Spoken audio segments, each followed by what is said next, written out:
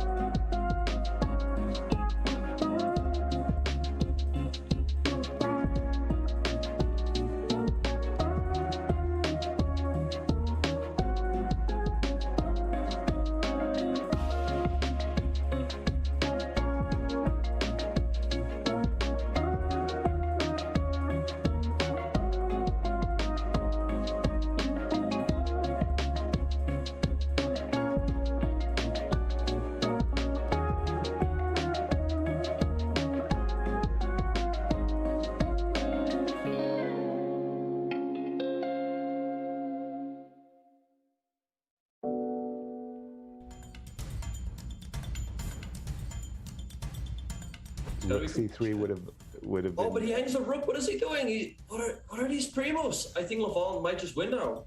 Oh no, it was pre-moves. You're right. Oh, but it's still like king f5. No, 8 seconds. Can he? I think he's getting flagged. King f5. Oh my gosh. But can he get the last pawn with 5 seconds? King f3. No, that's not. King f3. Take it. Take it. Check. No, he hasn't. Take it. Oh, and he's checkmate. Oh, he's checkmate on one. He didn't even But he still has one pawn. He's gonna take the pawn. Oh, but it's gonna be a draw. What a game! Oh my goodness, what a game! Oh wow! With 3 seconds for Serrana. Is Shugirov gonna flag him here? But Serrana's faster. Serrana's faster. 1 second, 2 seconds each. It's gonna flag. Oh, rook should be 5. Take the rook.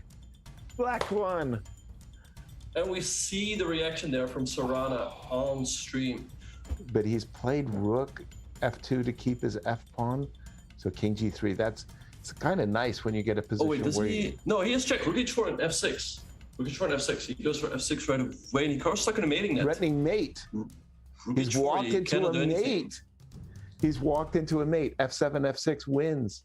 Oh, that's shocking. Yeah. Oh, great technique by Levon to win this game. Amazing. Bravo. Big smiles by Levon.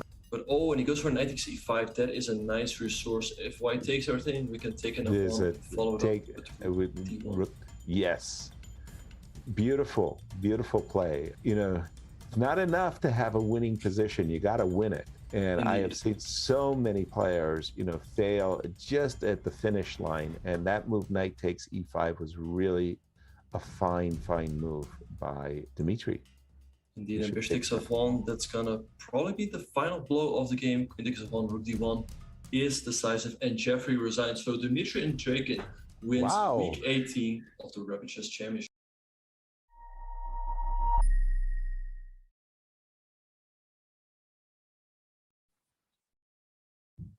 And welcome everybody to week 19 of Chess.com's Rapid Chess Championships presented by Coinbase. I'm International Master David Pruce. I will be your host for today as we watch 9 rounds of rapid chess, 10+0 among some of the best grandmasters and online chess players in the world. As you've just seen in that hype video, which got me a little bit hyped up too. Funny watching Nakamura looking so hard for a way out of a maiden one. And Levon's expression also hilarious, as he seemed to still be like thinking about the game and then smiled when Hikaru flagged. Loving it, getting excited. Already saying that we're in week 19 is pretty epic. How many chess events run 19 weeks, and somehow the standings are still pretty intense. So here they are. You can see the list of players at the top. The key thing to realize when you look at the leaderboard, well, some of you may just want to know who's winning, and you can read Hikaru's name at the top. In some ways, he's an almost undisputed champion of online blitz chess, titled Tuesdays, rapid chess championships. Invent an online tournament at blitz or rapid time controls, and you may expect him to show up and do very well in it. But the other thing that's super important here is the cutoff at number 12, because 12 players from these standings will go on to the Rapid Chess Championship finals after another 5 weeks of play after this one, or 6 weeks. 6 weeks of play after this one. It's a 25-week season. And so, every player you see in that 13 to 20 range, it's going to be an important question. Can any of them bump up into the top 12? Today, we've got number 13, Nodirbek Abdusadarov is playing. We don't have Jan Nepomniachtchi today. He's playing in the candidates. Maybe he'll be one of the 4 seeded players as needed. Other players who are just outside of the top 12 who will be playing today are all exciting options. But right now, you may recognize some faces in front of you right now. Chat, do you recognize anybody here? Do you recognize maybe even a world champion here? Hikaru is not playing, as I've heard. We're expecting Hikaru to be, I guess he did play Title Tuesday he did play Title Tuesday during the candidates, but he is not playing Rapid Chess Championships today. But look who is playing, Vladimir Kramnik. Checking out the chess.com live setup, and here he transposes Bharat Subramaniam into the standard Tarrasch defense with the bishop on g2 and the bishop probably coming to g5. This is... Sorry if you can hear my Discord ping. Apologies for that. Here he can transpose black in some of the most powerful lines for white with the most pressure on d5 out of the opening. Let me try and deal with Discord for a second, see if I can't quiet that down. I can. How nice is that? Sorry, everybody. All right. So here we go into the main line position here. At times, this opening has been disputed by some of the top players in the world. At the risk of dating myself, there was a match between Smyslov and Kasparov in the candidates. I know Smyslov sounds like ancient history, but he was like the oldest candidate in history when he played with Kasparov, and they played this variation in their match. All right, so knight, bishop, everything's normal. White's going to play rook c1 and look at the c5 and c6 squares. One plan here is to play f4, f5 as well, a weirder plan. You have to watch out for knight g4, so you'll often get h3. And the other plan here is to play knight takes e6 at the right time and transpose into the bishop pair, but get rid of black's isolated pawn, which can be a little bit weak here. At least, white wants to prove that it's a bit weak. So queen a4, he's pressuring the a pawn more than the d5 pawn at the moment. Let's see how black decides to save this pawn. Maybe the move a6, which will weaken b6. pawn is otherwise looking like it's in bad shape. On rook c4, attacking 2 pieces, Kramnik is probably planning queen a7, defending the bishop, and the queen's going to be risky there, but I guess it's going to work. So now he defends the bishop with the other rook, increasing the pressure. And at some point, bishop takes f6 and knight d5 is going to show up as a threat.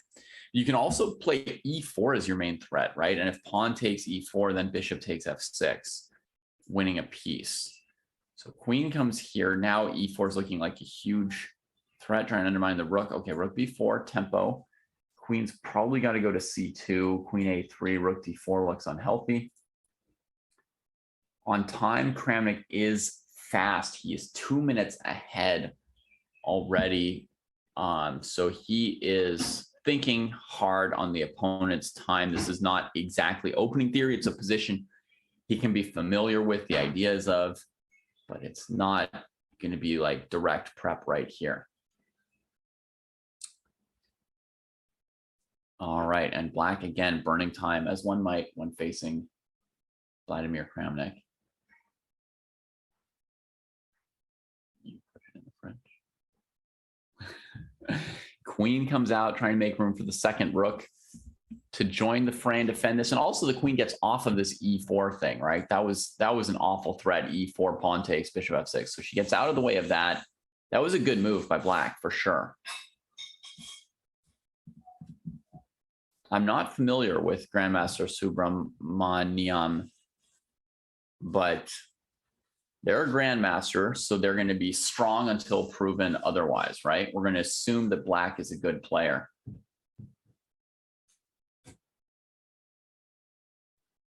Even though they're not a world champion, they're facing a world champion. B3, one of the ideas of B3 is probably at some point to trade on f6 and take on d5 and not have the pawn on b2 hanging. It's very common. I can show you guys a tiny spot of analysis. It's very common in the Tarrasch defense to trade on f6 in order to win this pawn. But often your opponent can then take on b2 to get their pawn back. It looks like in this case, they maybe couldn't because of rook b2, knight f6. So it could have been an option for Kramnik to go for this already. And on bishop d5, rook d5, queen a2. And you have to judge how strong that counterattack is. I guess that's probably what Kramnik decided against in this case, and playing b3. So now this is going to be defended over here. We'll refresh this to get rid of my analysis line, and rook c8 developing. So he's being as aggressive as possible with the rook. Another thing that's sort of ticking up as maybe a concern for black is that this rook's retreat has been cut off and it can't go back to b6 either. Queen d2 from Kramnik. Now I've caught back up with the live position, and his time lead is getting close to 4 minutes. He's got almost double the time of Barath here, and the rook on b4 and the pawn on d5, both issues. Black's just kind of suffering at the moment, right? Burning their time, not knowing how to get anything going in this game. Should we see if we can think of any ideas to play as black? Just chuck the rook even before Kramnik figures out how to trap it. Okay, bishop a3. The rook's got to keep the knight defended. Once b3 was played, this knight became a little bit vulnerable. It was anchored by the bishop on d4, but that's been sacked. Yes, Kramnik looking very, very good so far in his first Rapid Chess Championships.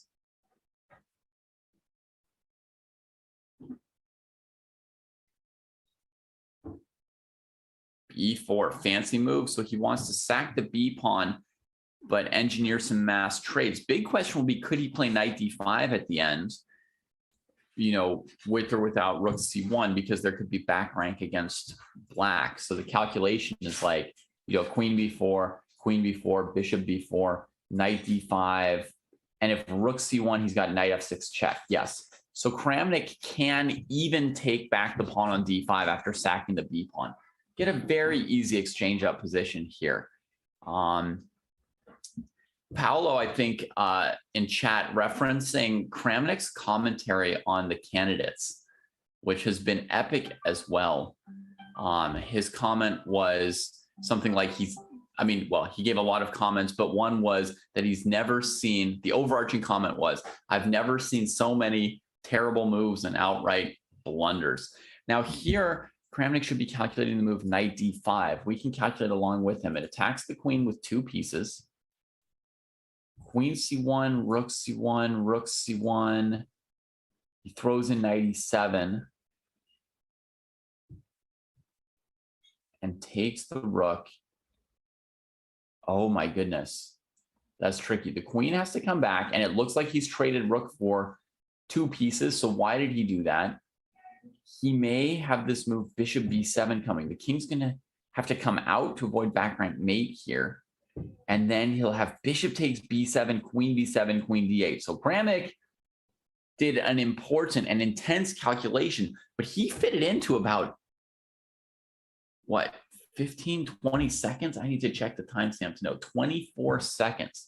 That was an impressive speed he put into that calculation. He had 8.5 minutes at his disposal. He could have double checked more than that had he wanted to. Whew.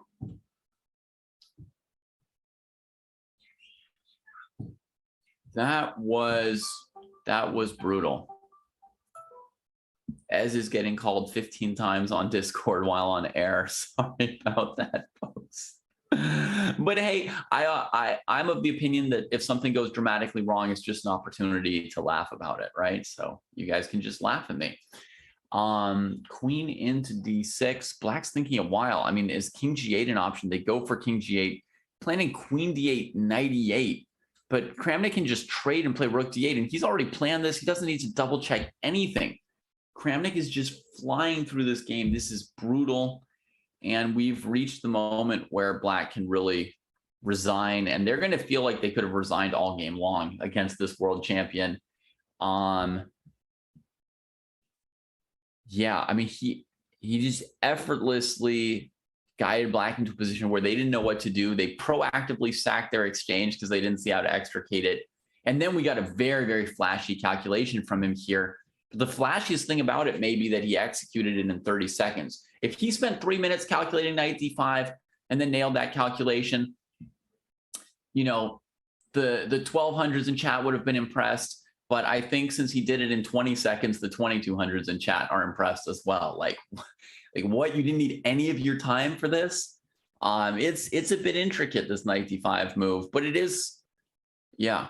But he just nailed it. It's somewhat like dead on, but a key idea was that when he played queen d6, check right here. If Black had played king e8, he's got the move bishop takes b7. The queen can't take because of checkmate. And wherever she goes, the move bishop c6 would win next move if she doesn't take the bishop.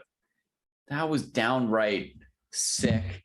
Let's see what else we can find here. Who else is still playing? Levon Aronian. Okay, there's another name. Levon is in a queen endgame. He's got the black pieces here against Salem Saleh. That is insane that Salem Saleh is playing up in round 1. This guy is at 2690-ish in the live ratings. He was 1 game away from breaking 2700 for the first time at the Sharjah Masters. Last month, I guess we can say it's July now, but in June, right before the candidates, there was a big event, the Sharjah Masters, and Salem almost made 2700 there. Well, he played Prague. He played the Prague in June. He went from Sharjah to Prague. He's a workhorse, is Saleh. Let's see if he can save this queen endgame against Levon. Is he going to play queen e4 and take this pawn? He's thinking for a while about it. I mean, he will lose the e5 pawn. Black will still have like a mass with which they can try to win the endgame, but I guess it's not a foregone conclusion. Queen f3 weakens the king more, but that's a double isolated pawn. Would he not take this? I guess e5 is weak too because it's advanced. There's actually some thought here about which to do, and Levon eliminates the counterplay. In almost no endgame other than a queen endgame would you do that.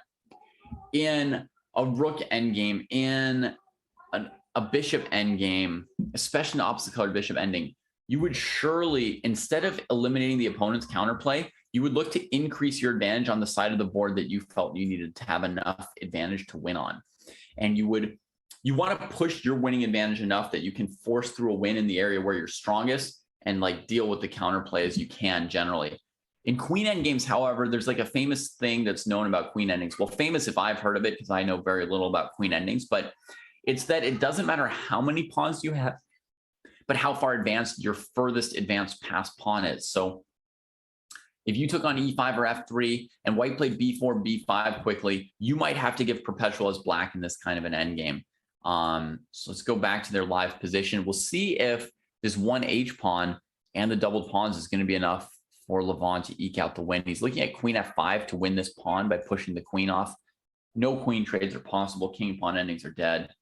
So queen d8, queen f6 while the queen's not yet on f5, king here, and now the queen will come back and defend f7. What defensive setup will white use? Maybe a queen on like d6 or c7, but she'll be pushed away from the king. And then I guess Levon's plan is going to be to directly attack the white king. Some of you may unfortunately see this evaluation bar somewhere over here, which is telling you that black is going to win for sure, but I have no idea how black's going to win, so I'm going to watch this in order to learn. My apologies if you don't like to watch a foregone conclusion and you know how to win this. Looks like queen f4, king f5 is the plan from Levon. He throws an h5. I'm not sure why. There may be a secondary plan as well. g4, opening up the white king, so completely wrong. I need to get better at queen and pawn endings. So this is really valuable for me to see this. And he takes with the queen. He wants to use the H pawn perhaps to be able to threaten checkmates, because you can bring that pawn up to H3 and actually threaten checkmates with it. Okay, now the king comes across to F5 and queen E4 counter check. That's it. The queens are off. We've got nothing left to learn here. Levon Aronian is a powerhouse in these rapid chess championships. You guys saw him win a game against Naka in the hype video. So he is no stranger to this event or to being near the top of it. Here is Fedoseev.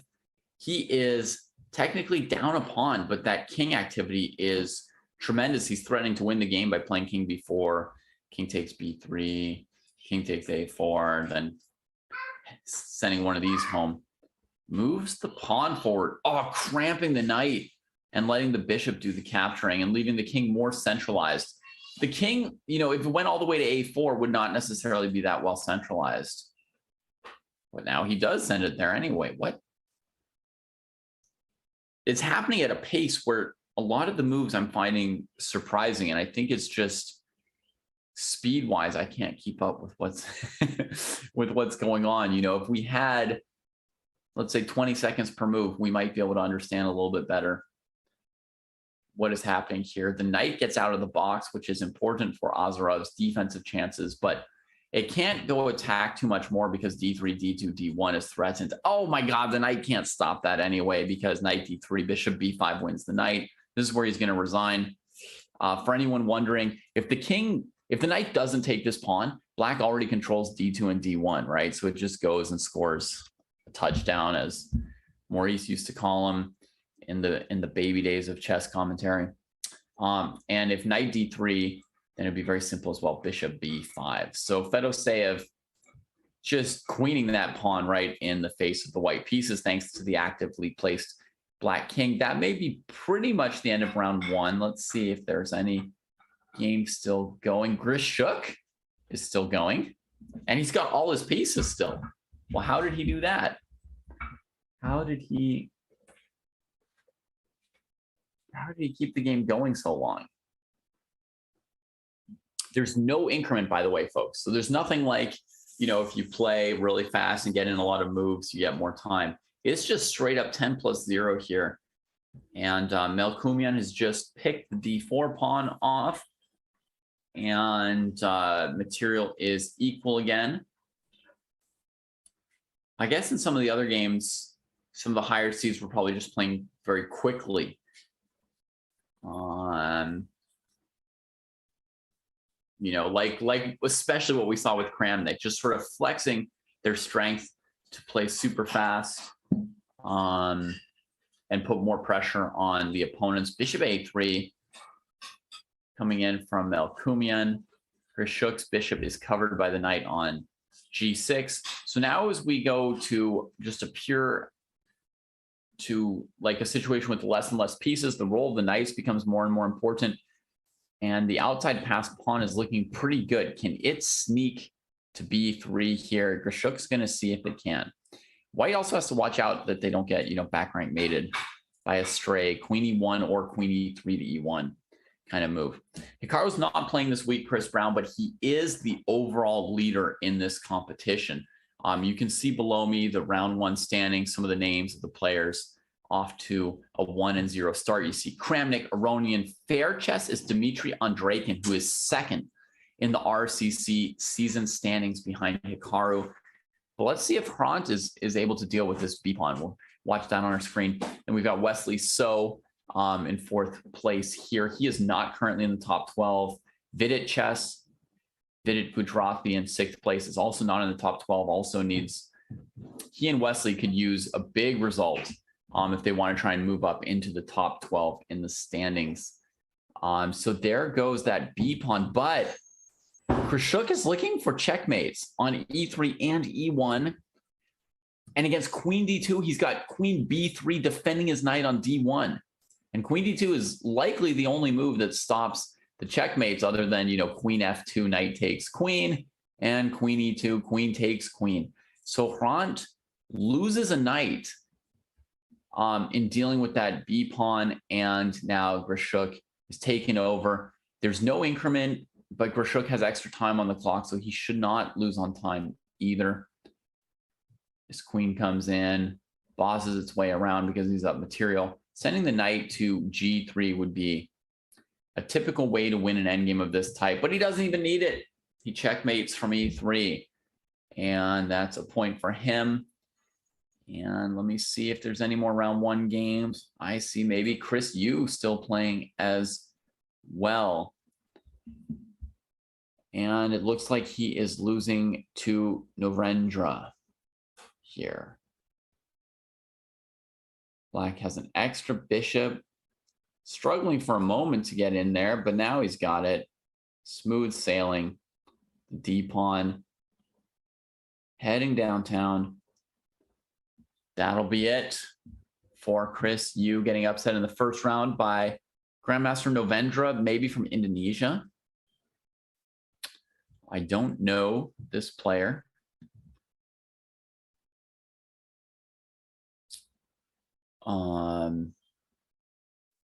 Down to 2 seconds, but Chris has less. Black holds on to win it, and that's it. That's it for round 1, everybody.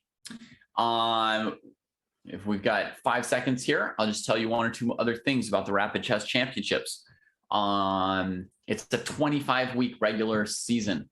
12 players will get into the finals based on their standings in the regular season, and there will be 4 invited players. So the top 12 qualify.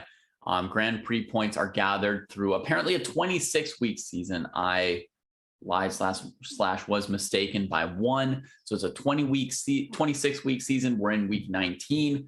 So we've got still 7 weeks of the season. That's some time to shake up the standings a little bit. Don't know that anybody's going to unseat the top 1 or 2 players like Hikaru and Dmitry Andreikin. But some of the players have played the full 13 now, and it's harder for them to gain points because your points are based on your top 13 finishes. So you can see in terms of participation, you know, Hikaru's played 15 times, Andreikin's played 13 times, etc. in the standings sheet there, which are very thorough and interesting to read through and think about. There's some players who've already played 13 times and some who've played, you know, 16, 17, 18 times. I think Hikaru had played 18 times. And for them, it gets very hard to increase their total. But for players who've played 6 or 7 times, they can still increase their total very easily just by playing. Well, not very easily. You also have to finish in the top 16 to even get 1 point in the overall standings. If you get into the knockout tomorrow, the top 8 from today, then you can really get a bunch of points. And for those who've played already 13 events, they really need to get a top 4 finish to really change their position too much in the standings, because they can get up to 10 points for a win, 7 points for second place. We'll see if I know this stuff by heart now. It's my first time watching the full Rapid Chess Championships, so there will be some of you out there who know it better than me and who could take over the commenting chair and do a better job than me. But 10 points, my producer's there to back me up. 10 and 7 was correct. And then it's 5 points for a 3rd to 4th place finish, which will be enough to make a noticeable change in the standings for some of the players. We've now got an incredible matchup here of Grishuk versus Kramnik. And Kramnik flexing his Nimzo Indian, going for that light square control on c4. And Grishuk saying, you know, even with a bad bishop, when you get a lot of space, you know, if you get e5, f4, f5 in, the bad bishop can win with the kingside attack. So we'll see if Kramnik is forced to use more time or just chooses to be more respectful of his time with Grishuk. So far, he's still got over 9 minutes going out of the opening, and Grishuk has not yet gone into any kind of deep think. In fact, Grishuk's playing a lot faster in 10-minute chess than he normally does in classical. But he was one of the last to finish last round. So we'll see when the time starts ticking in. He's got a chance to part with his bad bishop here on f6. And if he falls with e5, queen g6 would force an endgame by hitting g2. How are you guys doing in chat? It's so rapid that I haven't really been reading chat too much. I see Jay Wiz likes this matchup like I do. And some of you are feeling like Keck and Pog. I don't know what that's about. We've got a 4,200 rated GM in chat who could easily be doing better than this. Okay. You should reveal your talents to the world. It would be pretty amazing for us to see what 4,200 chess looks like. It would be nice to hear more of what Kramnik thinks about the candidates. The summary was more egregious mistakes of all kinds than have ever been seen at this level. So what Grishuk did was he traded on f6 once. He then didn't play this e5 move he's dying to play because queen g6 goes to an endgame. He wants no part of that endgame against Big Vlad. He first defends the G pawn, and then next opportunity he gets, he's pushing for that space advantage. I think Kramnik's still going to have to keep the king out here on the king side. He'll probably play queen g6 and see the queen retreat, and then he'll control some nice juicy light squares. But on queen g6, white can't trade and play knight f4 because the rook will cover it. Otherwise, knight f4 would kill those pawns. Yeah, I think he should be confident playing queen g6, but we do see maybe some respectful thinking here. Coming in, let me click on my watch, make sure I haven't missed it. No, queen g6 has been played. Click refresh to make sure I've got the clock ticking correctly. All right, I predicted one Kramnik move. I managed to get into Grishuk's head and realize he was afraid of queen g6. And then Kramnik said, you're afraid of queen g6. I can play queen g6. Some of you guys are doing good. That's nice. Yeah, I'm doing good. The sun's coming up here. We can hear the birds tweeting. And Grishuk goes for the endgame. Oh, man. Oh, man. Oh, man. He's got 2 weaknesses on c3 and a3. Kramnik can point them out to him. The 2 weaknesses are there. He doesn't need to create any more weaknesses. He just needs to blockade and attack them.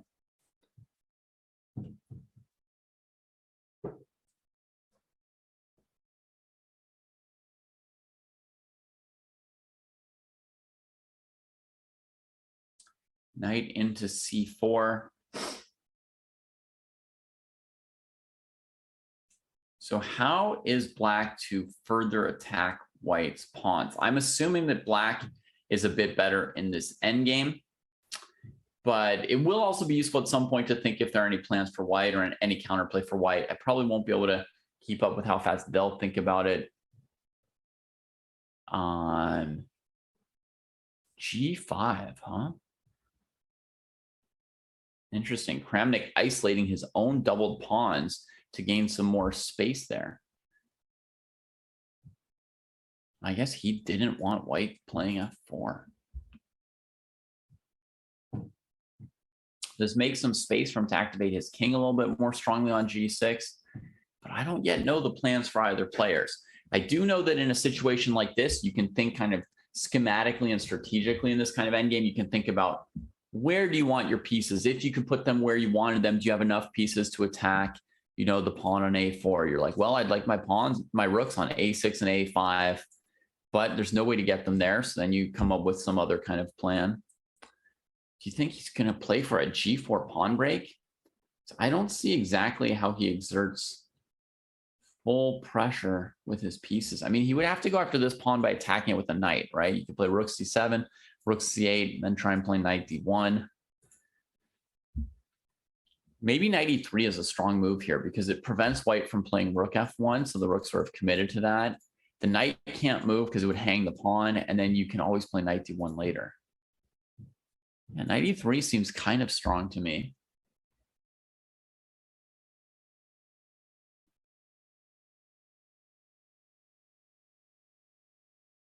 Oh, we get to see the players. That is a nice touch. And you guys can't see me, so I'll just redo my hair real quick while you watch Kramnik and Grishuk. Well, they look like thinking chess players here. I believe they're all in the same Zoom call, so they can see each other. So if you see them doing any wild expressions, you know, it might be for the benefit of their opponents. Now they each got the mouth hands. Yeah, that's a good one. That's a good one. That's when your back gets a little bit tired from playing chess. You know, you can just prop up the weight of your big giant brained head. I may resort to that at some point today. We'll see.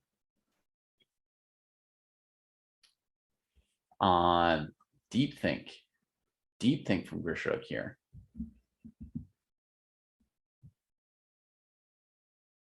Deep think. Wow. All right. I'm going to click to another game, but I'm going to come back to these guys. They're legends. So I'm going to come back to them. We'll just give a look to Andrakin. Okay. So Andrakin is number 2. Sorry. Oh my gosh. Showed you guys the bird. Sorry about that. We'll just click on his name instead of his board icon and see what he's got going on. It's a Grunfeld defense, most likely. Andrakin, what I wanted to say about Andrakin before I clicked on that bird, Andrakin is number 2 in the standings behind Hikaru over the course of the whole season. And basically, he's in here just smashing other people's dreams because he's already going to the finals and he's already got all the practice he might need. I think Andrakin and Hikaru, they've got such a massive tally that you're not going to see anybody passing them. So he's mostly here smashing other people's dreams, maybe picking up some more money. You know, there's thousands of dollars at stake every week. We'll pull up a card and detail it to you, but it's $500,000 total over the season. That's partly why I thought it was 25 weeks. I thought 500,000 divided by, 25 weeks, $20,000 a week. I don't know how I got the 25, 26 thing wrong, but you can see Dmitry Andrakin here thinking for white in this position. I guess he's got this crazy option of taking on C8 and winning an exchange, right? To worry about. I'm so into like what's all the standings and orienting you to the tournament, but there's just bishop takes rook available. So Paravian in this position has just played an extremely enterprising move with queen c2. Let's quickly get to the bottom of it. If bishop c8, he doesn't have bishop b5 check because the rook's on it. He's got queen e4 check is the pawn he wants to pick up as part of this exchange stack. It's going to leave white really weak on the light squares. This bishop will be amazing. So it would go like bishop c8, which Andrakin has now accepted. But yeah, that is the kind of decision. You've got a 10-minute game. Where are you going to use your 10 minutes? You're going to use it on thinking before accepting this. So if queen d2, it's queen back to e4. Your king can't go to the first rank because it will interrupt the defense of the rook. And so you'd have to go queen e3 with a repetition. If white wants to win, they have to block with the knight here. It's the only move to try to win the game. It's the only move to play for a win. Andreykin's thinking about it again, and he's played it. He's going for it. Now the bishop recaptures to get that checking distance. Oof. Like rooks, bishops like to be far away from the fray, just sniping, you know? Now this rook gets out of the way. The king can get back. I think that Andreykin has figured out that he can play this position here moderately safely for white, right? The calculation shows you don't lose your pieces. You don't allow an immediate perpetual. Your rook can get itself developed. If the king were on e1 with the rook trapped here by the bishop, that would be just bad, basically. Just, you could just say like that position's bad. So he's able to get to this situation sort of safely, and he goes for it. But the question is, does he actually have any advantage once he calculates that and goes for this position? The answer is not so much. Black's got 2 pawns and a really good bishop against a rook. So even though white has escaped any total disaster, the position's like fully playable for Paravian. You know, 2 pawns and a bishop against a rook. It's just playable. But Andreykin sees the chance to trade queens, and that's going to highlight the power of the rooks. He comes into c7, and he might be pulling away in this endgame now. Did black have moves other than queen d5 going into the endgame? I mean, queen b2, right? And rook b1, queen a2, maybe, you know, just back and forth here. It's very tempting to go queen d5 and attack g2, but I think queen e5 may leave Andreykin with a slight edge. He's looking very calm here. So to get back to what I was saying about why might Andreykin be playing when his position is secured, maybe he just thinks like it's great for him to score some money every week, right? He can score, you know, consistently. You guys saw the graphic of money, even though I got distracted by the hanging rook. He can consistently win some money here. Overall, in the RCC, I can tell you that Andreykin has earned $35,000 in 13 weeks that he has actually played himself. So you can calculate out quickly that his expectancy is about $3,000 a week just to play. And obviously, you don't have to play all week. You play a couple hours Saturday, a couple hours Sunday, boom, boom, boom. He's earning like $700 an hour for playing some 10-minute chess. So that's very good for him.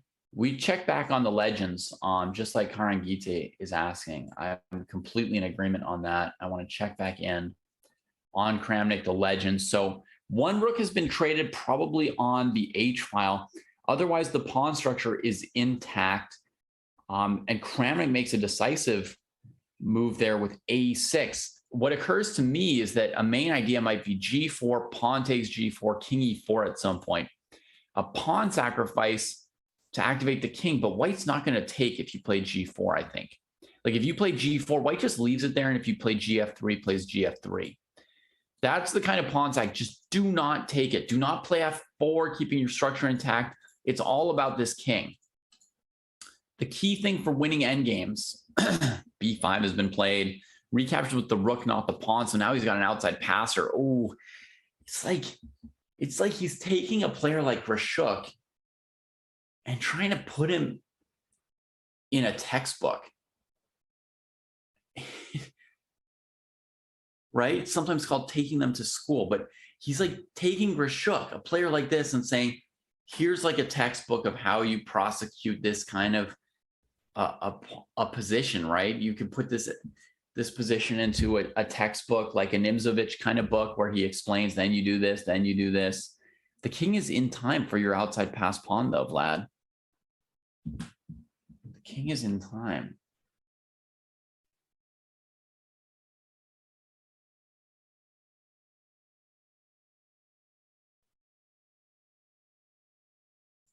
You go knight c4, king c2, knight d2. King can take the knight and still get back, so we can't go win the f-pawn here. Now Vladimir is in thought, and he's going to send the king. This side got blocked up. Grishuk defended very well to never let this king in.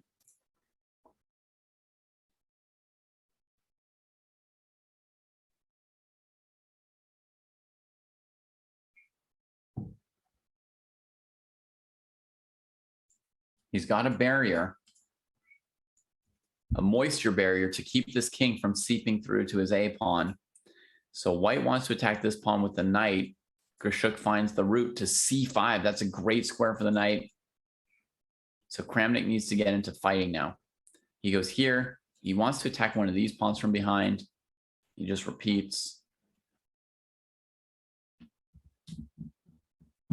How many egregious mistakes did Grishuk make this game, Vlad? Tell us about it. And how many different ways were you winning? Did you have this and this and that? Even that? So now he's got knight d2 to f3. It's probably what he's aiming for, but we can see he's not fully confident because he's thinking a little bit about it. Plays king d7 first. That knight to c5 is a great plan by Sasha.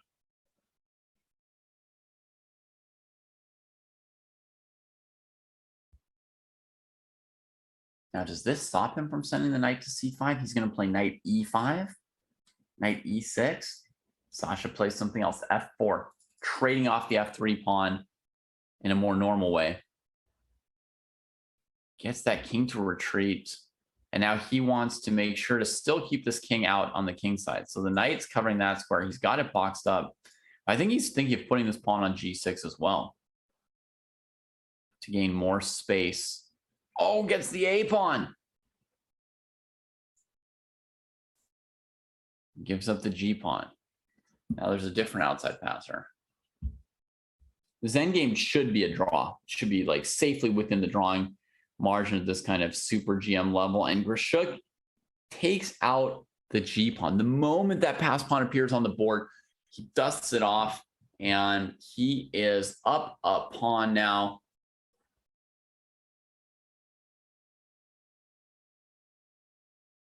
Kramnik quickly going for a pawn trade. I mean, Sasha quickly going for a pawn trade. A little bit surprising.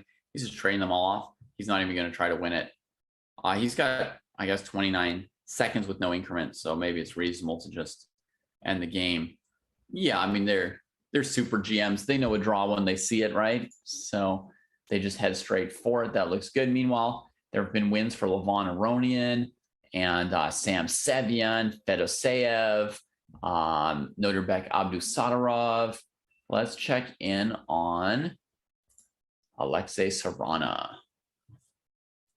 See how Sarana is doing. I think Sarana is up to place number 10 maybe in the RCC standings. This is one of the players, or place 9 actually, right ahead of Grishuk.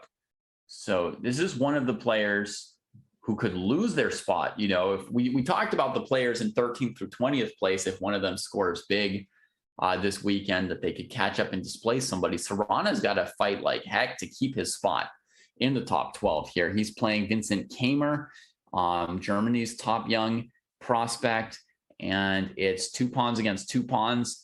Sarana's trying to show the knight magic. He's trying to show that he can do more than draw here because of the queen and knight versus queen and bishop, but he's got 19 seconds against 40 without increment, so he may need to take a draw here at some point, and Kamer avoids one repetition there by not playing queen g1, but he spends 10 seconds on it. So, I mean, if you spend 10 seconds per move, you will not be flagging Sarana. Alexei is very, very on top of his rapid chess game. Got a lot of experience in rapid and blitz on chess.com. Moving through the dark squares easily with the queen, picks up a free pawn, and now he can anchor that knight, bring the d pawn down. And what is Vincent doing here? I mean, he's spending a ton of time. d3. Oh, the pawn's just going. It's just going. That's it. He's cleaning him up now. Oh my God. And Kamer, he played that both slowly and badly, which is not the way you want to to do it. It was not clear he was maybe trying to avoid a repetition, but then he just sort of hung his pawn and his flag at the same time. I mean, he let Serrano completely catch up on time. And you saw the speed there of Alexei Serrano. Man, that was something to behold as he scores his second point. It's a 9-round Swiss, folks. There are 7 rounds to go. So, very, very early as far as the standings. Getting to 2-0 does not allow you to just cruise with draws to the end, and qualify. It's not the candidates. And plus, Nepomniachtchi got like a 5-game lead, not a 1 or 2 game lead. So there's no talk yet about who's winning. It's just a matter of getting off to a good start. And we've got 1, 2, 3, 4, 5, 6, 7, 8 players right now who have gotten off to that 2-0 lead, including Daniil Dubov. One of the players that I like to follow because he's a great source of ideas. We're going to watch him at some point. Sevian versus Aronian. Yeah, we are going to watch Dubov for a second. Let's see what he's doing against the French. Advanced variation. Okay. Opening, I don't know too well. So let's see what we can pick up here. Knight f3, knight c6. They're fighting over the d4 square. That's kind of like the key square for black to put pressure. In the advanced variation, the e5 pawn is a strength, giving white space, cramping some of the black pieces, creating kingside attacks later if the black king goes that way. So black tries to deal with it by pressuring d4, often playing queen b6. Looks like Dubov is thinking of playing knight c2 quickly to defend the d4 square.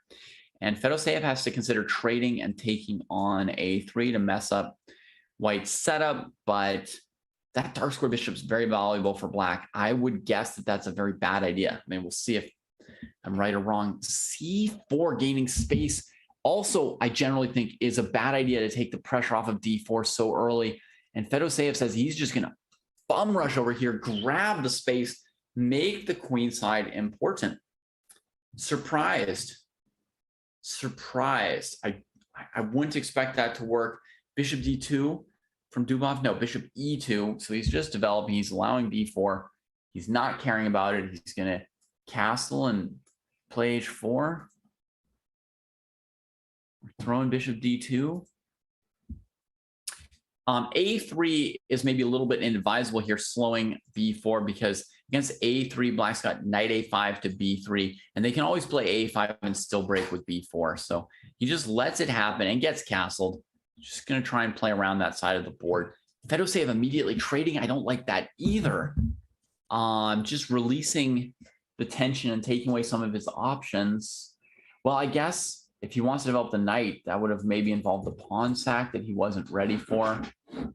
Because white can take that pawn sack, like if you play knight e7 and white takes your pawn, they can quickly break with b3. And you spent so much time moving pawns, grabbing that space, that even though that's supposed to be your area of the board, the queen side, because of white's development, they can just crack back with b3 quickly, and you're like struggling to prove why you're down a pawn. Or justify it, really.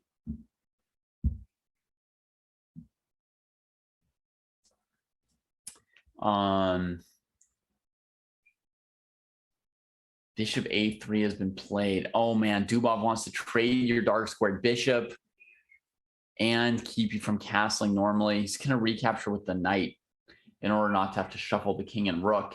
And that's the best choice that Fedoseev could have played. This. Oh my God. Disastrous opening. All right. So what did we learn from Daniil? We learned that knight a3 to c2 might be some kind of thing to try in the advanced French. And certainly Fedoseev did not deal with it in a way that I have any interest in repeating. If I were ever, I do play the French as black. If I were playing the French as black, I would not repeat black's approach here. You guys can all make your own decisions, although I imagine that 90% of you will just look at this eval bar and say like, this opening is good for white. But my opinion is total disaster for black, weak dark squares, no pressure on d4, easy life for white, who's planning knight g5 after queen d2 and then throwing the f pawn up the board. So I evaluate this opening as an absolute success for Daniil, and I want to go back and check out Aronian because we haven't seen him play, and he's one of the big players here, and he's up against Sam Sevian, a new member in the 2700 club. And it looks like they're playing the Mykonos French, you know, c4, e6, knight c3, e6, and then e4 on move 3, if I can go back. Yep, did that. Black has to play d5, and white gets to push through. This is like an important opening for players who want to avoid the Queen's Gambit. If you want to play c4 and kind of force your opponent into slightly different territory, I mean, it's a bit of a main line as well at GM level. They all know this, but for anyone out there looking for a way to play the English and not simply get transposed straight into a normal Queen's Gambit, consider this: c4, knight c3, and then before your opponent can play d5, you play e4. This is a way to get your opponent to some less charted and more unusual waters and structures. And this is the normal pawn structure you get. I'll just click through the moves super fast for you guys. You get this weird pawn trade. White can then play d4 with the doubled c pawns, giving them central space. Sometimes black plays c5 or e5 really quickly, but here Levon plays it differently. He just develops and trades, goes to the end game. So he's going to try and like use the knight based on the bad pawn structure. But at the moment, this bishop looks pretty good. Oh, nice move from Sevian, forcing Levon to mess with his own pawn structure a little bit so that Sevian can find some room for his pieces. And here's the live position. We've caught up with them. All right. So it looks like Levon's going for the idea of g5, attacking the weak f4 square, developing the rook, going after dark squares because white's got a light squared bishop. This amazing light square bishop's mostly shooting thin air at the moment, unfortunately. Main plan for white, I was thinking, was like c5, rook b7, or maybe d5. Trying to crack this. Doesn't look that effective at the moment to play d5. Sevian's time starting to hurt a little bit, down a minute and a half here.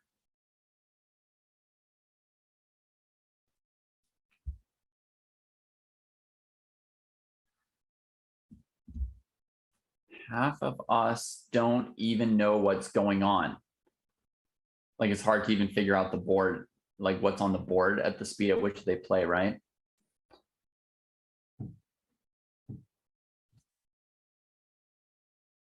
Yeah, Kesey's got an important clarification. Against c4, if black really just wants a main Queen's Gambit decline, they can play e6 on move 1, and against knight c3, play d5 on move 2. A lot of players are trying to play a sort of Nimzo / Queen's Gambit move order now, where they want to play d4. Well, they want to play d4, knight f6, c4, e6, and if knight c3, play the Nimzo, and if knight f3, play d5 and play the Queen's Gambit. They want white to commit to knight f3 before they commit to the Queen's Gambit. So if white plays knight c3, they're ready to play the Nimzo there, and e4 is a move which also avoids the Nimzo. All right, so Sevian plays d5 to blow open some light squares. And now he's got 6 isolated pawns on one board. It is almost the worst possible pawn structure you can have in chess. It's almost maximum isolated pawns. So his structure is absolutely horrible, but he's made some scope for the bishops and the rooks. And the bishops are annoying the black rooks a bit, right? Like this one's stopping rook d7 to double. It's stopping rook e8 to develop. Maybe rook d6 is going to be a move here.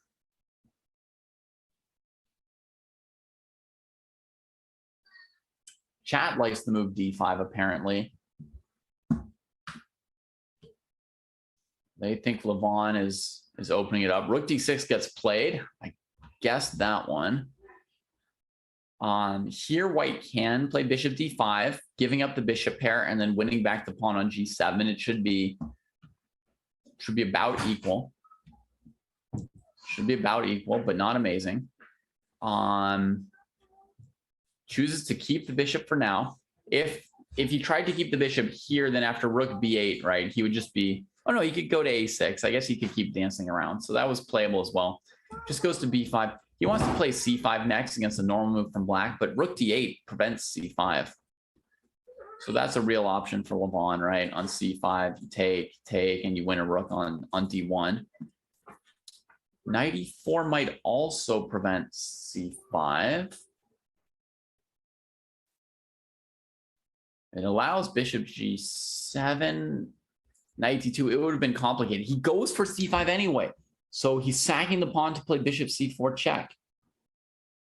And maybe to set up a case where he can play bishop takes g7 without allowing knight d2. Yeah. Okay, so the pawn takes. Now what will we see? The check right away, probably. Force the king to do something. Now bishop e5 is strong. White has, Sam Sevian has an edge, folks. He takes on g7, so he allows knight d2, but he'd have rook d2, bishop takes h8.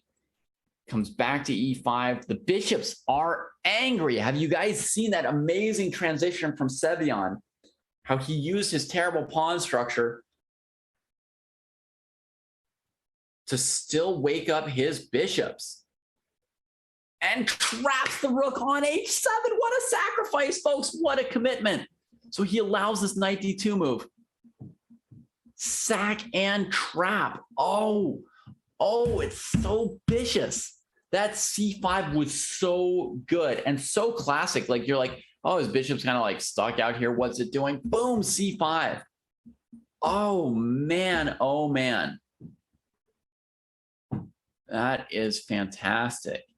And even here to see, you don't have to trade the rook and then save the bishop. He's got bishop e5, and this guy is trapped by the bishops. What does the bishop pair do? One thing it does is it makes like hell for rooks.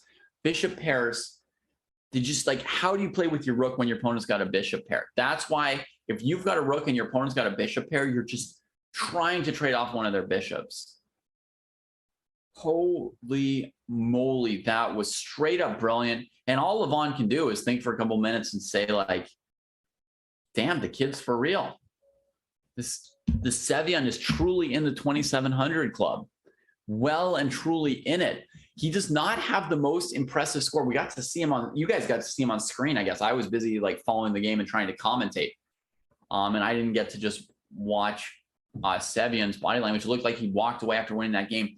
But this kid is really, he is there. He is in it.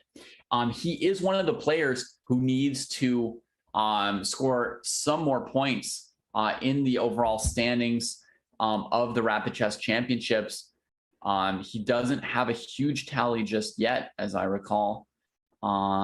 See if I can find him in the standings for a second and let you know where he's at. He's in place 46. He's played 4 events and made it to the knockout once. So he could certainly play more events, right? He's not even going to get to 13 total events, but yeah, he does not have a lot of points yet. He would have to make multiple more knockouts in the last several weeks if he wants to get into that top 12, or maybe he just wants to enjoy playing, you know, and move up a little bit. We've got Dubov back on screen. Let's go to the live position of that game. Fedoseev trying to trade rooks because the king's slightly weak. There's a tiny positional advantage for white off of the split pawns on the king side, but most of Dubov's advantage has gradually evaporated. So Fedoseev, I'm going to say, has played the middle game better than he played the opening, because he has presumably defended this very, very well. And thank you, Max. Thank you. Yeah, I mean, should I not call him a kid when he's 22? I mean, he's just, you know, sometimes the word kid is used. I don't mean in a disrespectful way in any case. In fact, in general, you know, prodigies are applauded more than older players in the chess world. I think kids get a much better rap and much better treatment in the chess world than old folks do.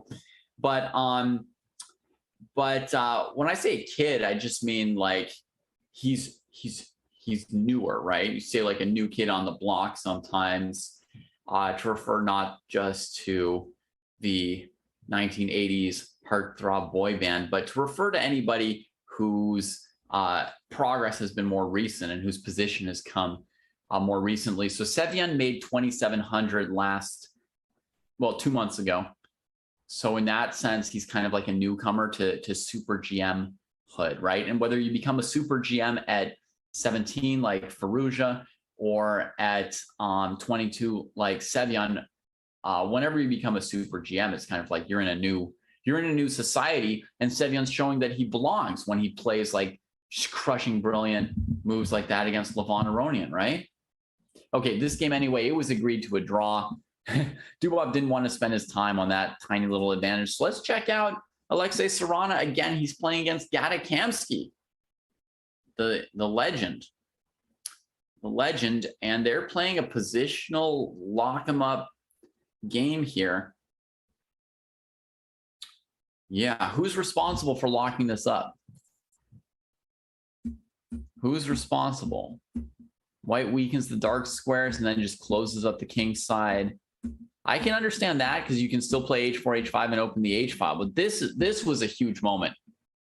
I mean, here you would want to take on h6, but you might fear queen h4. This was kind of like the key moment, or one of the top couple moments of this game, probably, when White played h4 and Kamsky took his moment to try h5, locking it. If you let White play h5, I think your king's in a very bad way. White can double, triple on the h file eventually.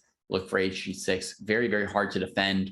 You know, d4 square for both the queen and knight is convenient to help beat up on that king. So h5, he got away with it, and now they're kind of locked up over here. So we'll try and zip ahead back to the live position.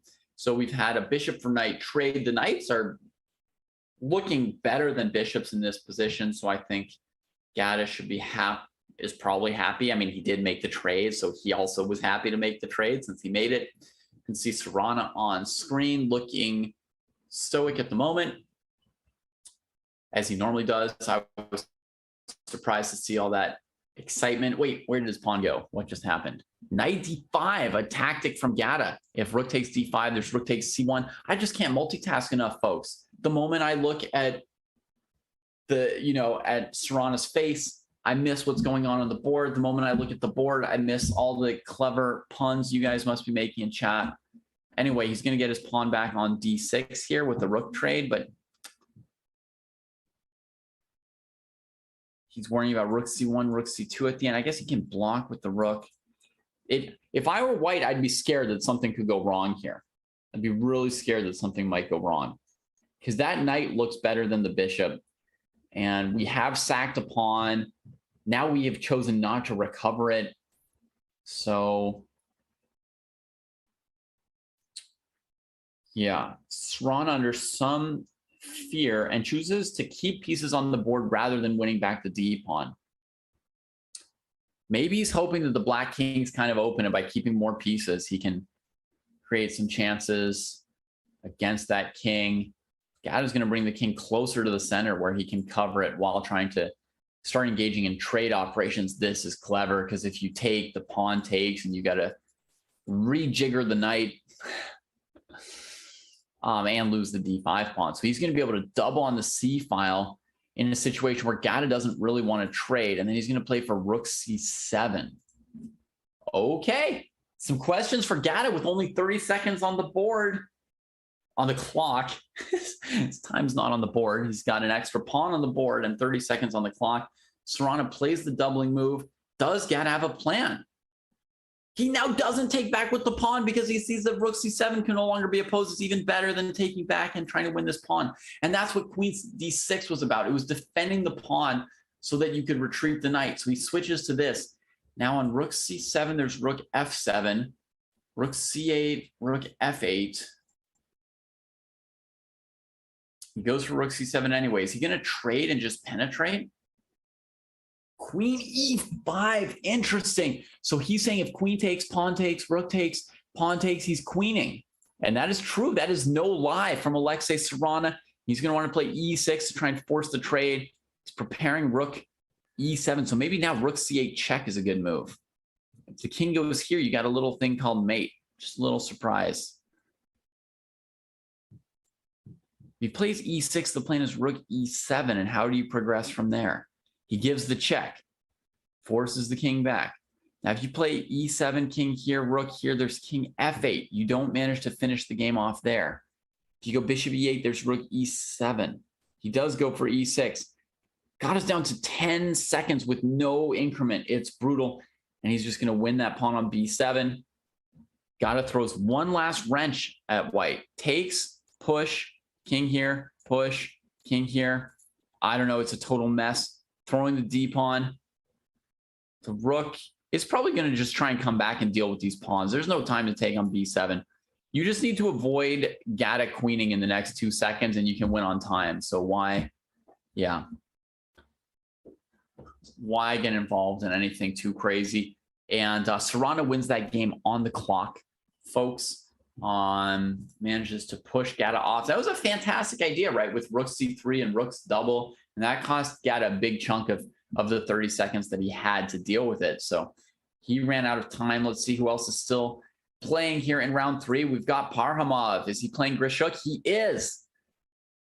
Oh, this endgame is dead. The king is cut off along the rank. Grishuk is lost here. So barring some kind of flagging mishap for Parham, he's going to be collecting this point. That is done to the din to the done. And he's going to move up.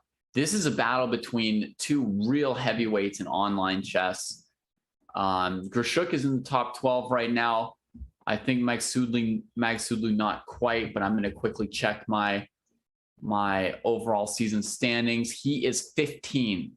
So he's right on the bubble. So these guys, when they go up against each other, it's really about who's going to be in that top 12 at the end of the season. And this time Parham comes out on top. He's got 2.5 out of 3 now. And round 3 is in the books. We get a small pause to breathe at the end of round 3 and round 7, folks. So if you've got something really, really brilliant to say, now's your chance, because this is the moment when I'm most likely to be reading chat, right? If you want to say that I look like Grishuk, now's your moment. If you want to say that you could do a better job commenting, now's your moment. If you want to say, who is this guy? Why is he on screen? This is your big chance to really hurt me, because right now I'm going to see it. At other times when you insult me, I'm just going to miss it because I'm looking at the games. Chris would have liked to see that game played to the very end. Well, Chris, I mean, there wasn't too much left. It would have been rook takes rook, king takes rook, and then white queens. You're probably saying you would have liked to see it from beginning to end. Like, this is the matchup you wanted, huh? Sorry about that. We are spoiled for choice in this tournament, right? The number of incredibly strong players who are playing in these speed chess championships is just insane, right? I mean, we weren't watching Vladimir Kramnik's game that round either, right? He's got 2.5 out of 3. But look, we got to see Alexei Sarana, and he's on 3 out of 3. So he's one of the big ones. We saw Sam Sevian take out Levon Aronian. I think, honestly, that was like a great choice for this round. I doubt that any of the games that we missed were much better than the Sevian versus Aronian game, or much more instructive. That way of using that bishop pair was fantastic. You want Danny back for the candidates? I don't know. I don't know where Danny went. Sorry about that. But can't you find out on social media? Doesn't he sometimes post a picture of himself like going to dinner or something like that? I feel like Danny's fairly trackable. So you can figure it out. I imagine he'll be back on. Maybe now that it's decided, it's like not dramatic and important enough for Danny. Maybe it's something like that, huh? He's like, well, we know Nepo's winning, so I'm going to go work on Nepo's next World Championship sponsorship contract and let Almira do the commentary.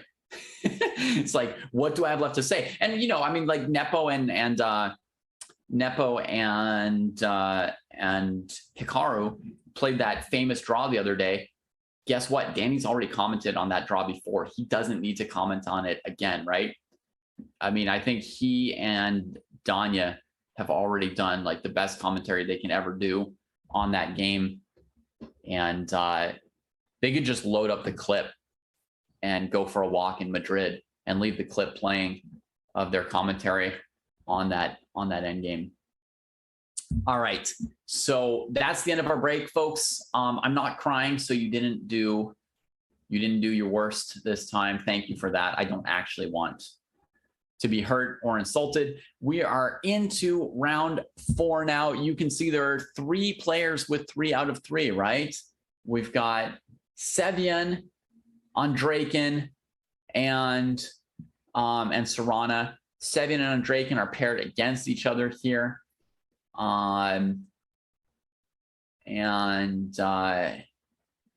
Big Fish and Parhamov have somehow lost round 4. They must have left live chess or something during round 4. You can see them in the standings here, right? You see Big Fish and Parhamov at 3 out of 4. I don't know what that means, and there's no little board to watch them. So they must, like, you have to be very careful for anyone out there. This is like the #1 blunder to avoid when you're playing chess tournaments on chess.com. You don't want to be seen as not active in live chess or play chess, as it might be called now, or live play chess. You will get not paired in a round if chess.com thinks you are not active, right? So I imagine they weren't like, they were maybe at their computer, but they weren't like active enough in live chess for live chess to see them active, and they probably just didn't get paired for round 4. So that's tough on them. So Sevian versus Andrakin here, we've got basically Sevian's found a way. I need to back up and see how he did that. I told you I don't multitask very well, but somehow he got himself like a Smith-Morra gambit, right? By playing bishop g5 here. I have not seen this idea, but surely, I mean, it was like a secret, like rapid or blitz opening idea that he had stored up for some situation like that. Queen a5 checks c3. Make black feel like they got you to play c3, right? Because normally when you play the Smith-Morra, black doesn't take. They transpose you to like the Alapin with knight f6. So now you make black think that it was their idea to play into the Smith-Morra, right? So then they're going to do it. So accordingly, Andrakin takes that pawn. Sevian wanted to make really sure he blockaded the pawn so it couldn't push past. And then he finally gets him to trade, and he gets a Smith-Morra. I mean, seldom has somebody worked harder to get the Smith-Morra on the board. Props to Sevian for that. Good work on the time zones basket.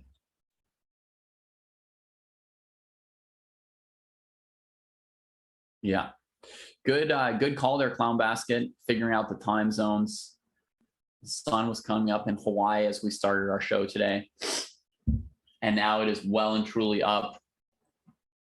It's looking beautiful out. So, I mean, what does white have for a pawn in this position? Basically just like a file, right? When you lose a pawn, the minimum compensation for losing a pawn is always a file. If you're really good at making use of files and rooks, you can sack pawns very freely. You can become a gambiteer.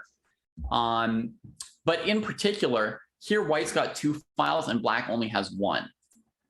Files decrease in value as there are more of them available. So if black had 2 good files, or if they had doubled rooks on the open C file, then white's D file might matter less and less. But at the moment, it gives you a bit of compensation for being down a pawn, right? Just that your rook is firing against D6. D6 is kind of weak. You can always pressure it, control D5. So the position remains like, basically just playable for white off of no other reason than, that the rook is kind of like handling that pawn. Yeah.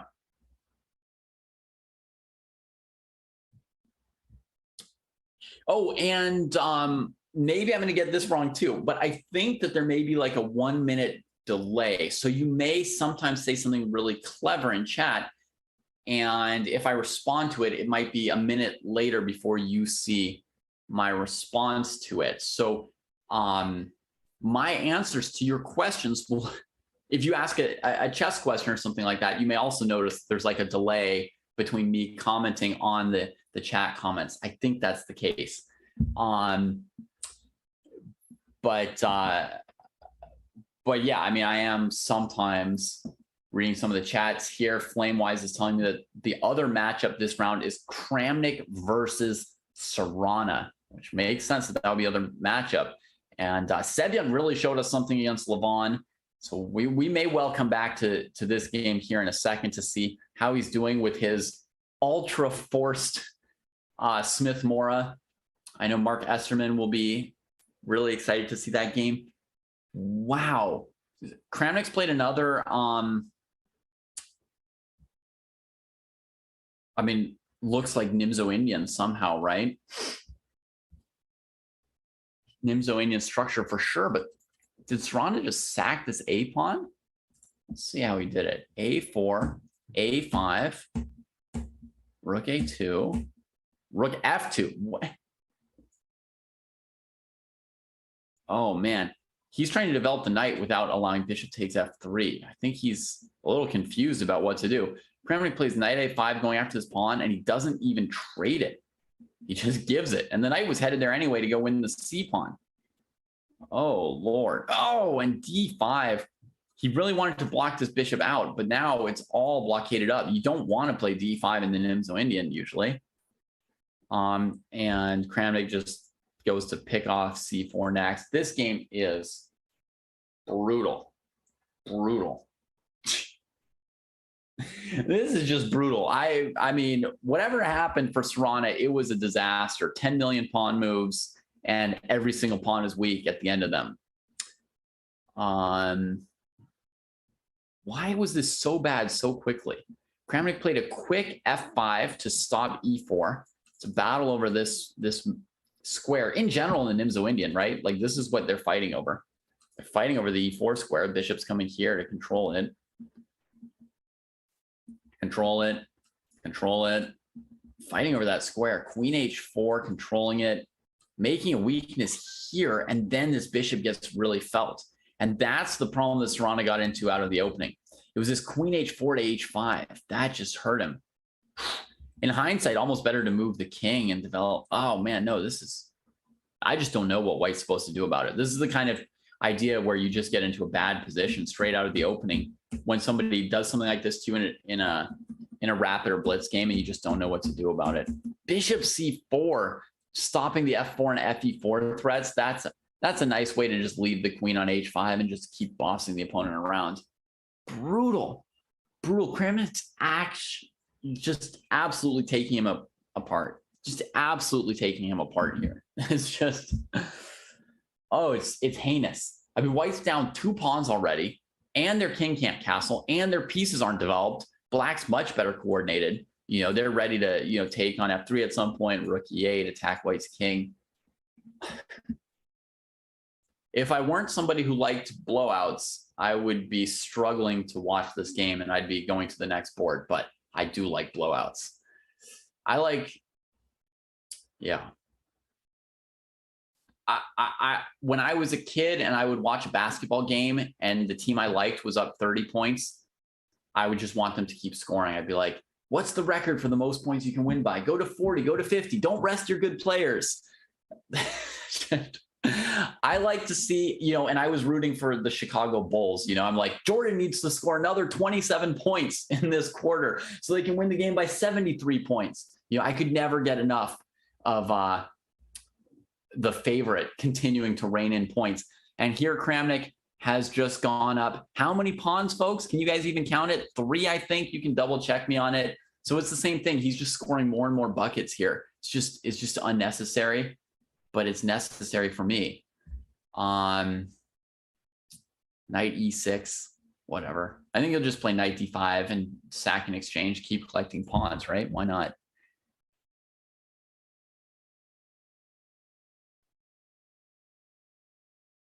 If he goes Rook E8, there's Knight C7, right? If you go Rook F7, Knight G5, Rook E7, that's pretty easy too. He does something else. He just comes into a good square and doesn't even take the pawn. Wow. I missed that move.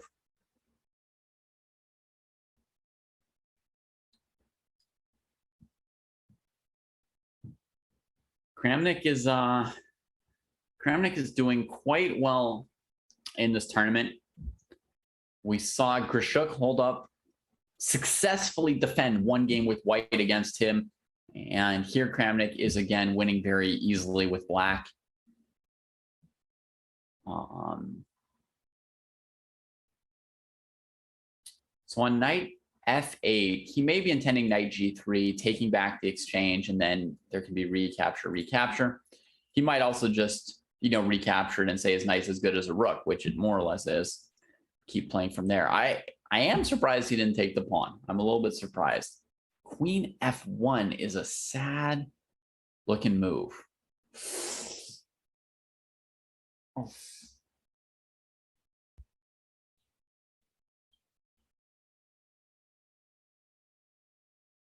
Man, you guys are somehow watching all the games. How do you guys know what's happening everywhere? Knight g3. So instead of losing exchange, he's been winning an exchange here. Downright brutal. Maybe f4 is a good move now. No, pawn takes. You just need this pawn. You need this pawn. Got to get that out of there. Rook f7 covers g7. There's a rook g1 threat-ish from Serrana here.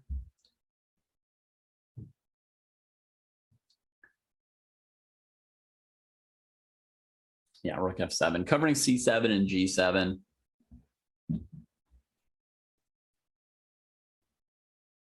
Pretty simple move. I still think he needs to take the pawn off of d5 to win the game. So maybe queen back to e5 soon. Oh, knight f4, stopping it. Is Serrana hoping for some kind of perpetual attack on the queen? She can always get out through h4 and then the diagonal. There's no way to do it. Oh, brutal. He's going to just trade off the bad bishop to weaken e3. Making me laugh. Vlad, are you having a good time too, Vlad? Are you enjoying this? It's your first time playing the Rapid Chess Championships. How do you feel about it? More or less mistakes from your opponents than from the candidates? What would you say? What's the level of play here?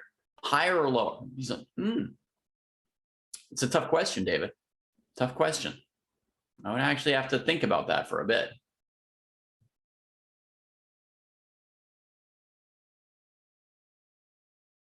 Queen f2. What? Not even recapturing the knight? That is bizarre. Hits him with knight e2.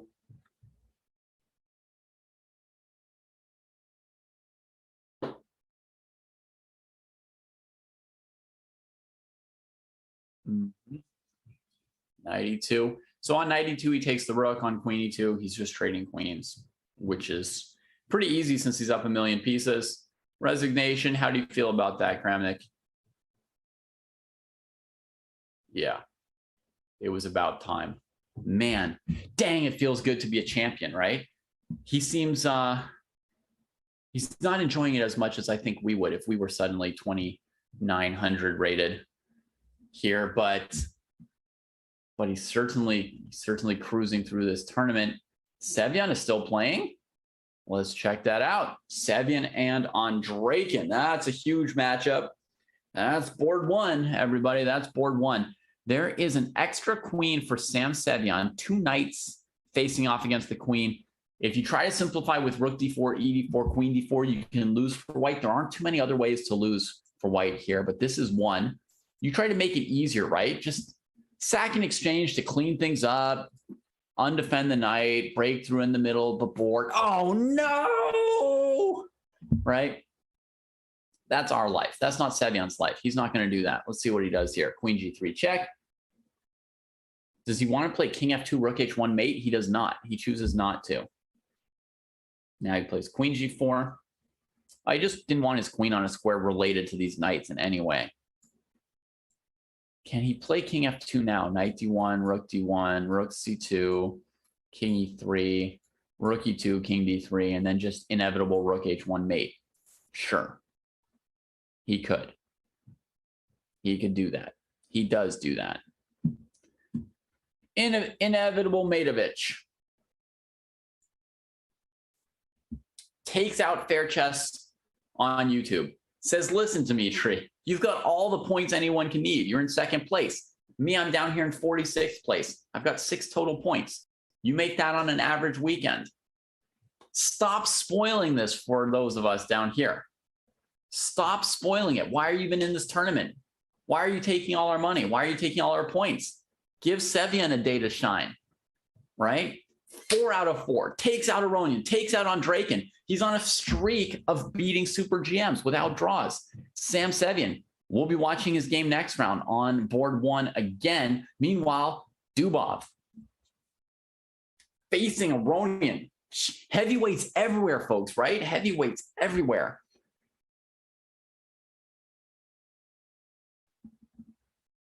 I don't know, QT Jelly, what channel the Rapid Chess Championship will be on tomorrow, because we will also have candidates. You're absolutely right. We'll clarify that for you before the end of the show. Somebody smarter than me or more in the know will say something in my ear at some point. I'll pass it on to you, and then we'll know what the schedule is tomorrow. But there will be the 8-player Rapid Chess Championship knockouts tomorrow for sure, and there will be round 13, such as it is at this point, of the candidates tomorrow as well. So let's get into this game because it's still interesting. They've still got 2 minutes each. Aronian versus Dubov. Let's give them their due. Material is equal. They got 5 pawns each. Black's got more pawns covering their king. White's got slightly more active pieces. The A pawn's a bit weak. The C pawn is pretty good. Maybe White's got like the tiniest of edges here, but it's a little bit hard to say. Trades, I feel favor White a little bit. Oh. Black should be activating their majority. If you don't know what that means, just knowing what it means will already help your chess. Activating your majority is when you advance pawns on the side of the board where you've got more pawns than your opponent. Ooh's pumping up that knight from E7 to D6. We'll probably see Kramnik against Sevian next round, as Fox Yuba is saying. That's right. Okay, knight heads back to F7 on the recapture. We go for the pure knight endgame. No, no, says Dubov. He sees queen C4, knight C4. He drops the A pawn and the game, right? A4, knight B6. Good luck playing a knight endgame down 2 connected past pawns, right? So queen D6, kicking that knight.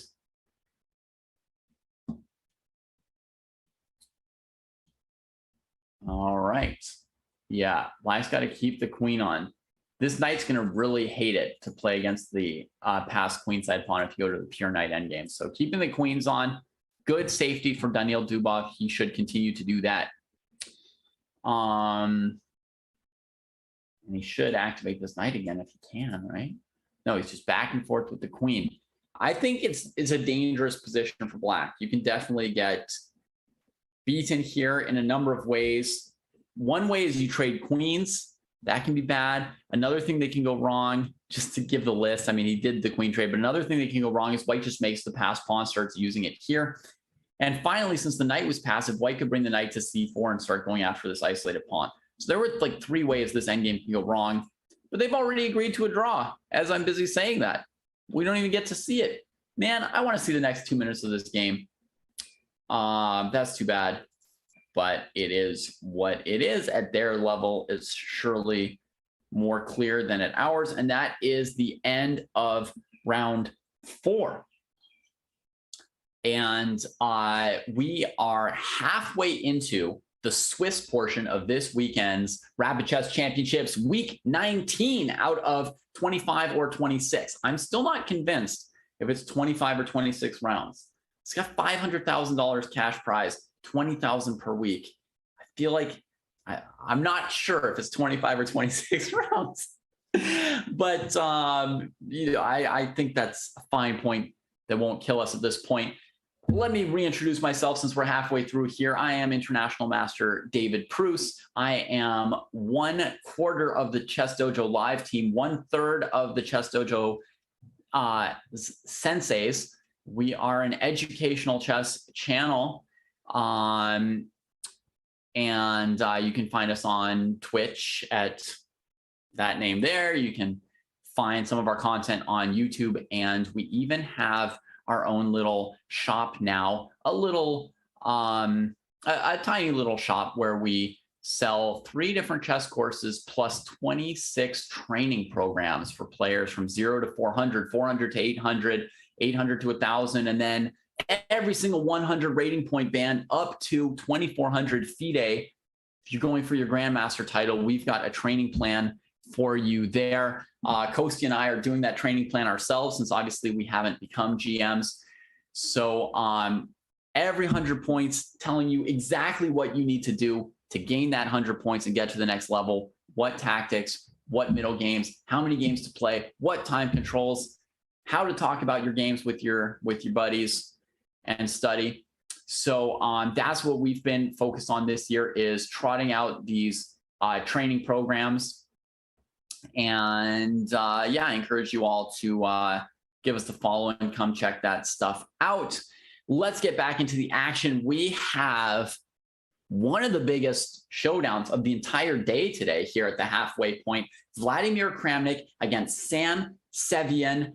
Kramnik has been watching and commenting the candidates tournament, and he is here to show the kids how it's done today. He's playing one of his classic openings, the English, against Sam Sevian here. If you guys don't know who Sam Sevian is, it means you haven't been watching up to this point. Sam Sevian is the last player on 4 out of 4 in today's tournament.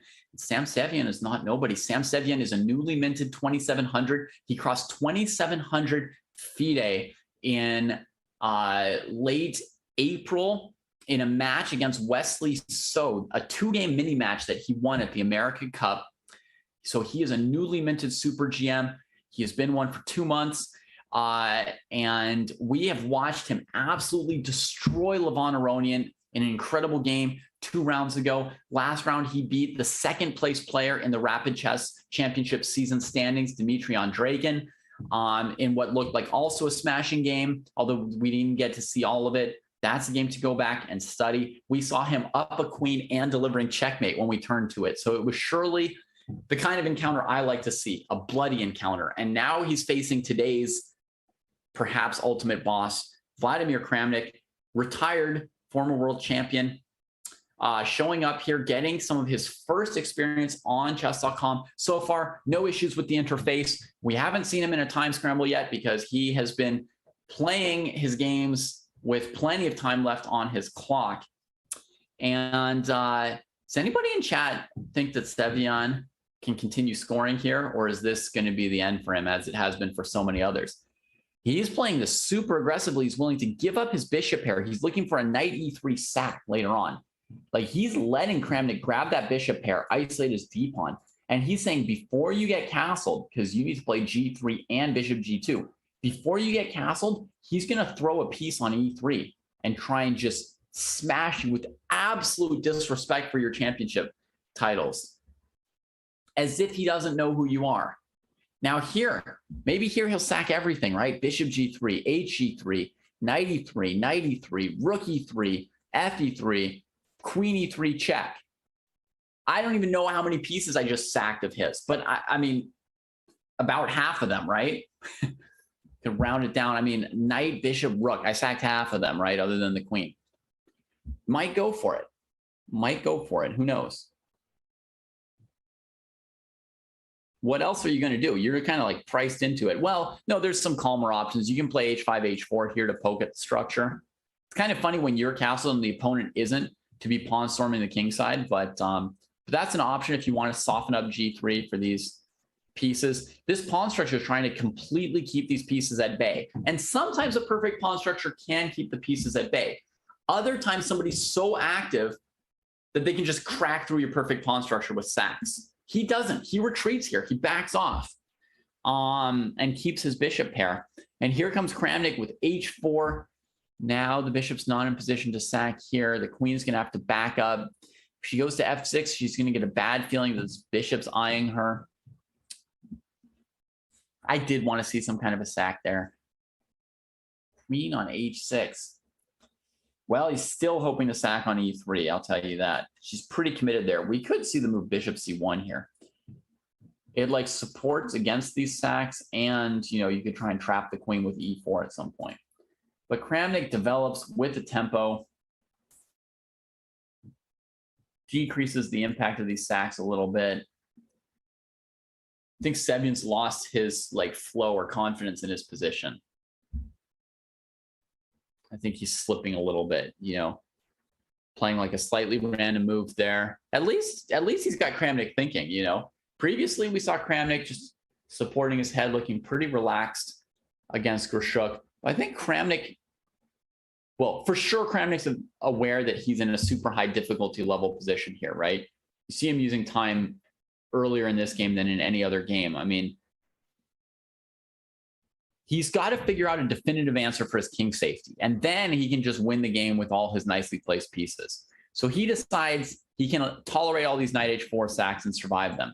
You can be pretty sure that Sevian's going to play one unless he's completely lost his nerve. He should just play knight h4 right now.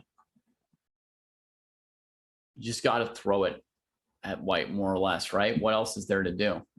You can play rook ac8 or rook ad8 first. That's okay. And then sack on the next move, because you will need c6 defended. You will need the rook off this diagonal. But unless you play knight h4 pretty soon, you're not doing very much. And Kramnik said like he's ready for it and he doesn't care.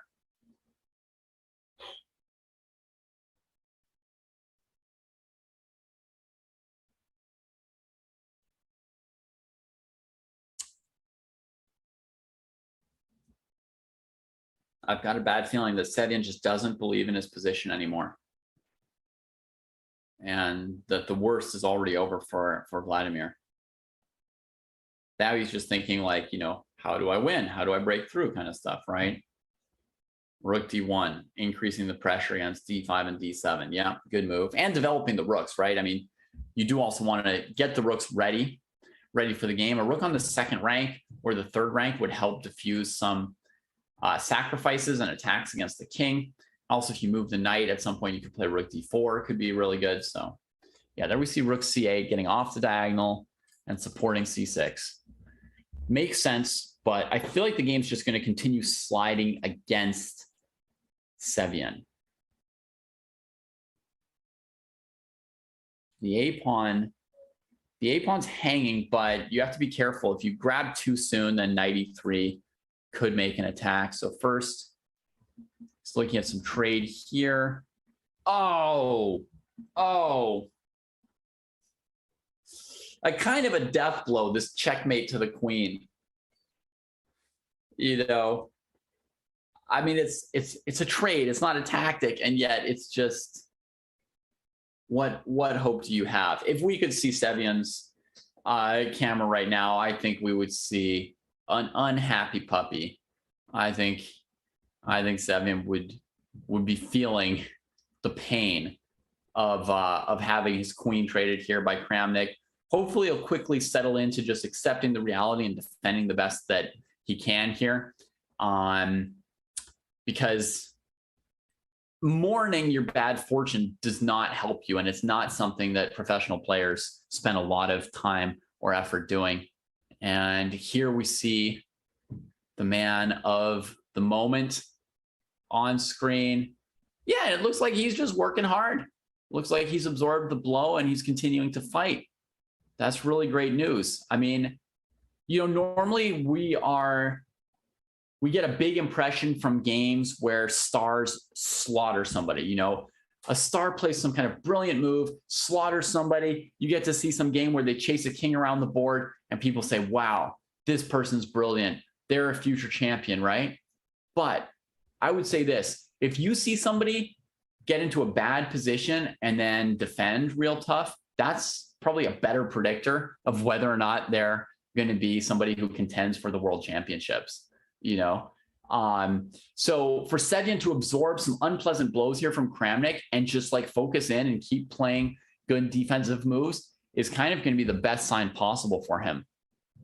So here he goes, knight b5, sacking that a-pawn. He decides it was no longer worth the trouble of keeping it. You know, a4 was an option. Bishop a5 would come in with tactical repercussions, or knight a5 on this. And he just sacks that pawn, goes for a trade here of bishop d8, knight c4. That's key. Are you still fighting hard? Are you still calculating, even if it's little defensive moves that you're not pumped about? And I am giving him an A+ on his report card for the defensive effort he's making here. against Vlad. You know, sacking that anemic pawn, getting a trade in, looking to maybe use the A file for counterplay against this pawn on A3. Yeah, I am approving very much of that. So yeah, let the sick pawn go. Sometimes if you spend all your time trying to save a sick pawn, you just kill the rest of your position. But that said, I mean, he may still very well lose this game, right? I mean, it is Kramnik, but Kramnik is good enough and high enough up above us that we can still judge a performance against Kramnik where we lose and say, did we put up enough resistance, right? You know, like when you're in a simul and you hear somebody say like, my goal is to make it to move 30, right? They don't think they're going to beat a GM. They just want to make it tough, you know, and if they make it 30 moves instead of 20, then they're feeling good. Similar thing here. I mean, Kramnik's so good that, you know, if Sevian can keep his cool, not flag, you know, put up some serious resistance, make some good practical choices. Oh, is rook d8 a problem? No, I guess he just moves the knight then. Rook d8, knight b6. I mean, Kramnik can trade everything off though. The knight, the bishop, the rook, go to a pure rook endgame. But it's fine. Trading is fine. It's not bad by Sam. Not bad. Yeah, Sevian's name is Konovets.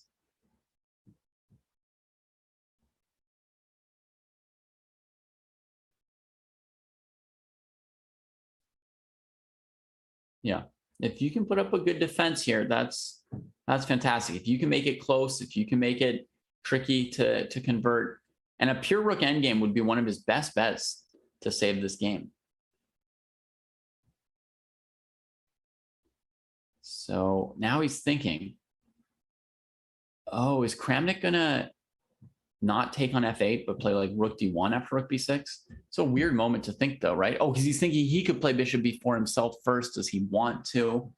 Bishop b4, pawn takes, rook b6. Because then if rook b1, he always has rook b5 and c5. Yeah, that makes sense. That makes sense. And I mean, we're getting close to the end of the game and he had 4 minutes left. It's fine to use 30 seconds or so sort of to really evaluate, even a minute, to really evaluate how's this rook endgame going to play out? Where does he want it? If he goes bishop b4, is knight d7 an option? Yeah, it may be. And Kramnik plays it instantly. He'd been thinking about this too. So that's important. Now he's actually wrecked. This knight d7 was huge because now after he recaptures, he's not threatening this pawn and there's rook c1. Instead of white having to defend this, now you play rook c7, white's the one playing rook c5 and b5. And if you play rook d6, there's just b5 because of your back rank mate. So knight d7 is the winning move there. This is done and dusted. And I think that Sevian actually, where he fought here, may have made a mistake and should have maybe just played rook takes b6. I think this bishop b4 didn't work because of knight d7. And now he just plays king f8, but this is pretty rough. Trying to get his rook behind that remaining passed pawn.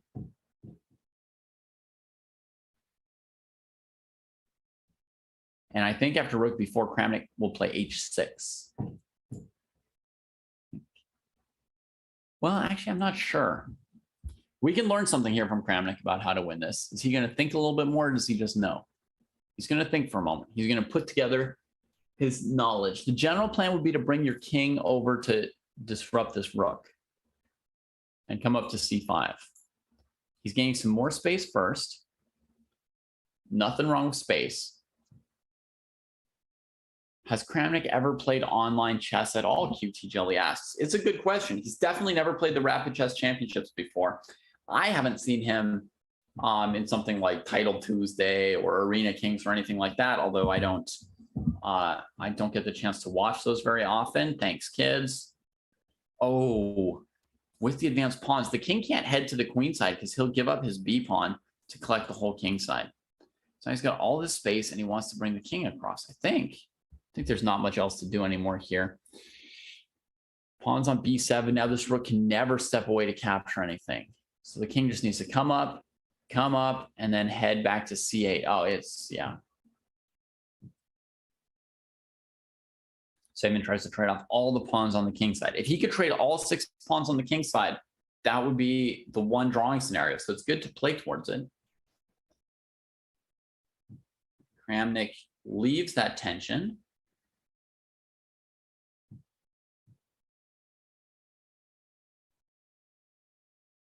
King f5, giving up the pawn with check? What is this?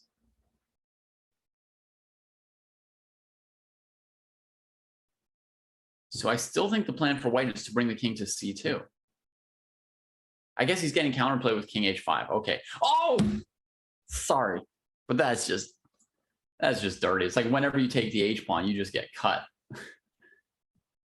Game over. He's just going to go f7, rook b7, f8, queens. That's it. Resigns. That was pretty sweet. A lot of times we think too much about like trying to hold our pawns, save our pawns, whatever. But the idea that whenever they take it, you can cut them off. Take a note of that, folks. Jot that down in your brain somewhere. This idea, like, yes, you can get your pawn back, but when you do, you give up something, right? It's just like trapping a piece or something like that in other phases of the game. Brutal. All right, let's check on Vincent Kamer. Playing against Mike Sudlu. So we've got an extra queen. Again, it's against 2 pieces. But Kamer is in good position. He's just played c4. And yeah, I don't think we need to watch this one. Let's see if there's another game. Let's check out someone we haven't yet seen today. Let's check out Jospin. Oh, he's playing against Fair Chess on YouTube. Wow. Against Andreykin. So this is Martinez Alcantara with white here.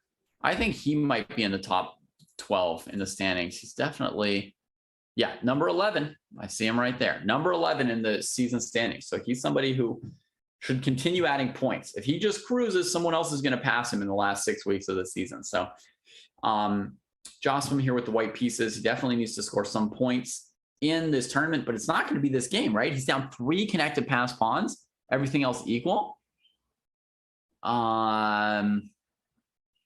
Wait, got an exchange. Okay, hang on. Let's just see it here. Bishop c7.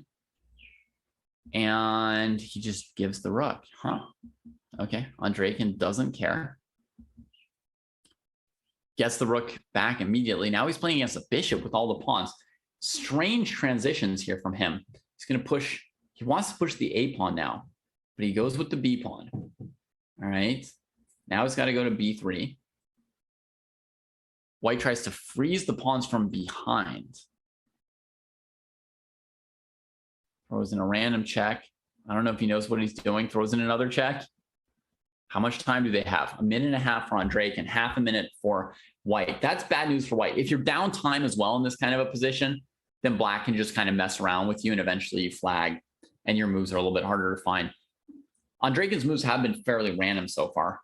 I guess he's worried about how to defend f7 and c4 at once. So he puts the queen on f4 to do it, but then c4's hanging because the king's in contact with it. Yeah, he's struggling to clean off this game. He's struggling to clean off this game. And that series of sacks was not like a typical technique, I would say. Not typical technique. And yeah, he's having a hard time here. Consider b2, queen f7, king h6, and running with the king.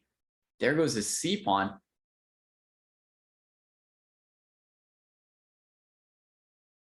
Queen g2, there's bishop d5 always, so don't get too excited about that. But he finds queen f7 to f6 with the counter check and cleans up the game. So finally, Andreykin solves the problem of this tricky game. Yeah, nicely done. Nicely done. We don't need to watch that pawn go. Neither do you, Jospin. Jose, you can give up on that one. You can let that one go.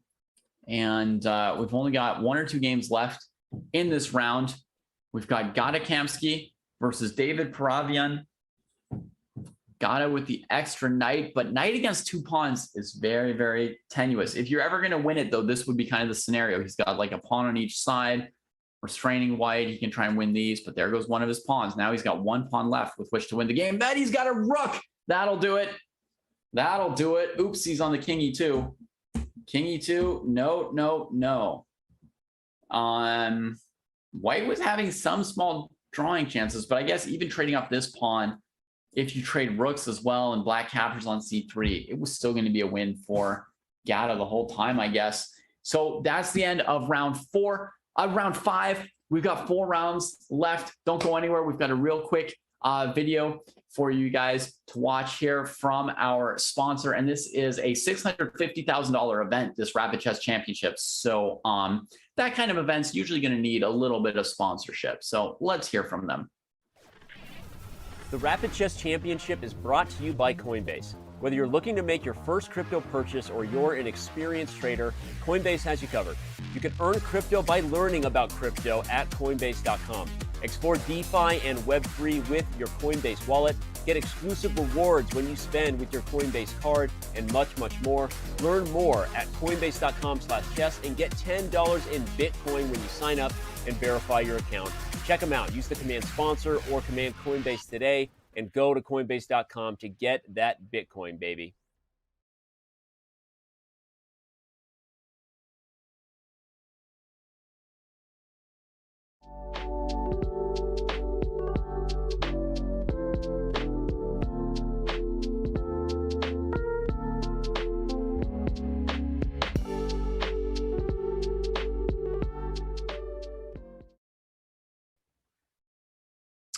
Welcome back, everybody, to the Rapid Chess Championships presented by Coinbase and Chess.com as well. Of course, here we are on Chess.com. Vladimir Kramnik, getting out and stretching his mouse for one of the first times ever. I haven't seen a lot of Rapid or Blitz Kramnik online yet, but it is known that Kramnik was always a fantastic Rapid and Blitz player, as well as being, world champion in classical chess. The man who took down Kasparov is now trying to be the man who takes down, quote unquote, fair chess on YouTube, right? Wow. how the times have changed within just your career, Vlad, huh? Here you are playing against fair chess on YouTube. We wouldn't have even known what that name meant 10 or 20 years ago when you were, or 20 years ago, the match against Kasparov. And here we are. The guy's trying to play the Catalan against you. I think there's a little bit, when I see Kramnik, there's always, and I guess all champions have their own kind of aura, right? But when you see Kramnik playing, there's always a little bit of this aura of like everybody else is like the kids in the room and he's sort of the authority on everything. So it's like, oh, you're going to play my Catalan against me, Vlad's going to teach us something. And it always feels like there's maybe some respect coming from the opponents. I think it's nice when you're not playing a game to respect your opponent. I'm totally in favor of being absolutely respectful before and after a game, even during a game, in the sense that you shouldn't be slamming your clock and screwing in your pieces and giving them dirty looks or, making weird sounds. None of that, please. Okay. But as far as on the board, you can't give too much respect to your opponent while you're playing the game. Okay. Hopefully you guys can understand what I mean by that. What I mean is, oh my gosh, as there's a winning combination coming in here from Andrekin. Sorry, I'll finish my thought in a moment. So basically on knight d5, he's looking to play knight c4, the rook moves, bishop takes knight, pawn takes knight b6, hitting these two pieces with a knight fork, right? While the rooks are looking through you.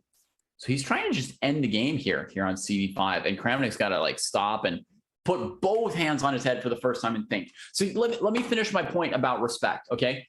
I think when you're in conversation with Vladimir and he tells you that a position is good for white, you're like, yes, world champion, thank you for speaking to me, right? I think it's normal. You give a lot of respect to champions, absolutely. But during the game, you need to be able to just switch that off and try to, medium respect them, not disrespect, not over respect, medium respect them with your moves, just like you would any other super grandmaster, of whom there are, 30 or 40. You have to believe you can win the game. You have to go for ideas that can win. If any move that looks winning to you, if you're like, oh, but Kramnik wouldn't have allowed that, Kramnik wouldn't have blundered that, Kramnik must have calculated that. Well, how are you ever going to win the game if you don't even look at possibly winning moves for yourself, right? And I feel like in the last round, we saw Sevian like slightly over respecting Kramnik during the actual game with the actual moves.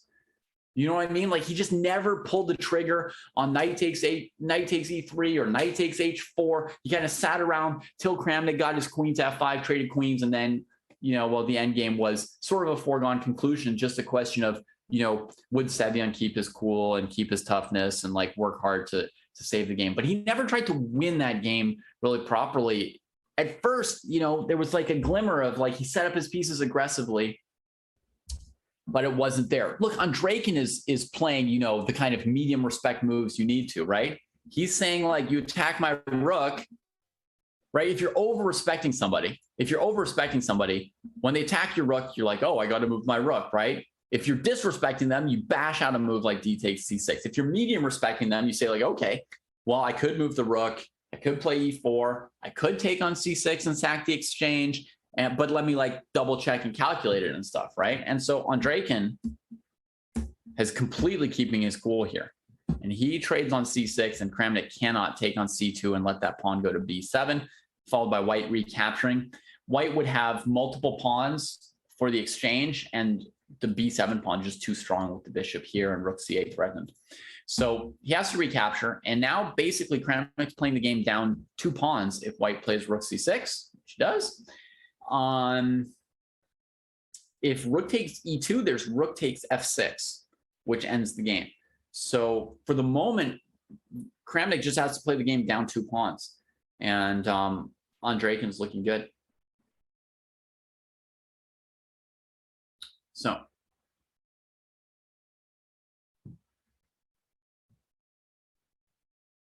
what's going on, chat?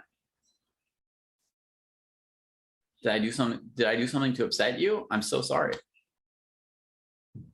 I'm so sorry. I don't know what it was, but when I go back and figure out what I did wrong, I'll try to improve it for the future.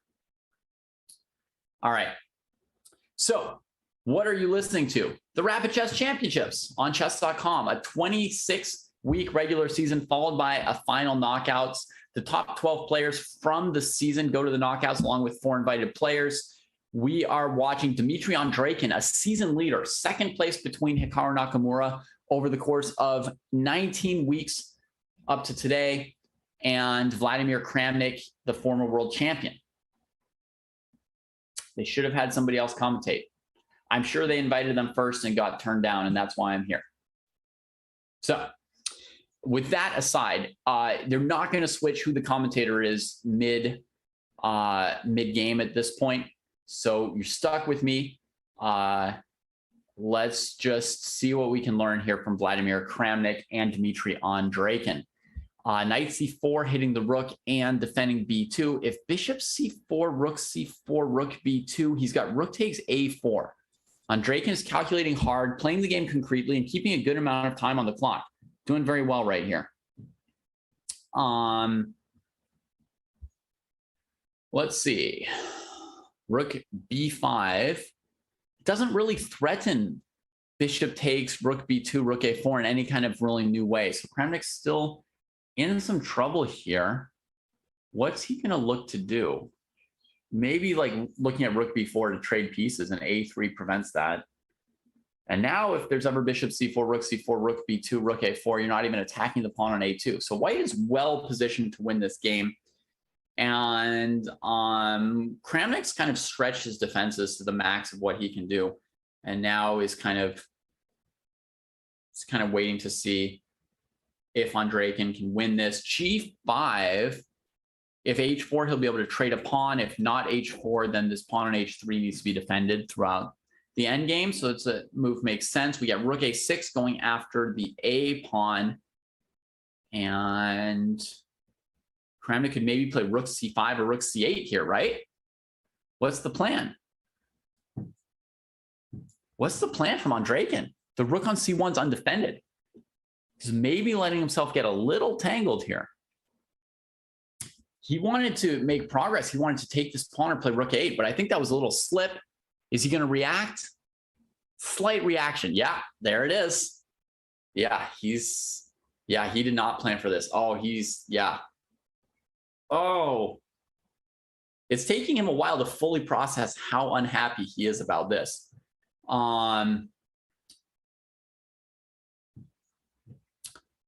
But yeah, now he's like, oh my gosh, do I have to play rook takes e6 in order to not lose the game? He can play bishop f1, of course, right? But then black doubles up, I think, with rook b to c8. So, yikes. Yikes. You guys in chat are going to get a real revelation when you catch up with time and find out that Kramnik is sort of saving this game with rook c5.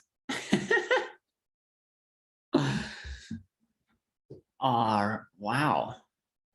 Even if you play rook takes c6, you still have to rook takes e6 to avoid losing the knight. You still have to untangle, right? Because rook c8 is still coming. So you still have to play like rook c3, rook's double, knight b6, rook c3. It's not good.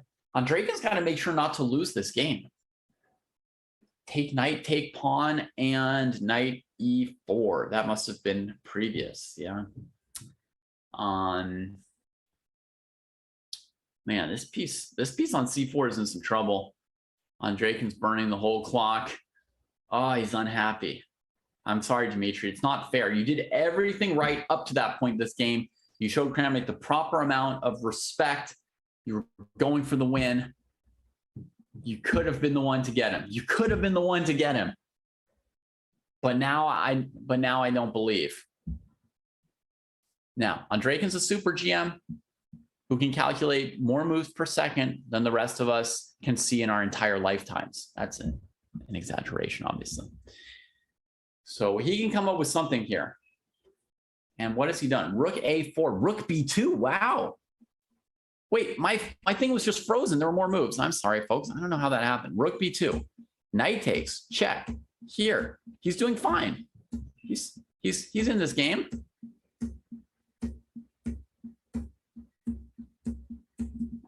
All right, no danger for Andraken. He's doing fine. He came out of it. I don't know what happened with my relay, but my apologies on that. So now he's got this outside pass pawn. His structure's all messed up, but he's got the extra outside pass pawn and the long range bishop. The knight's hating that a pawn. So Kramnik still needs some heroic defensive moves. And here comes the start of them. Further demonstrations on the king side from Vlad.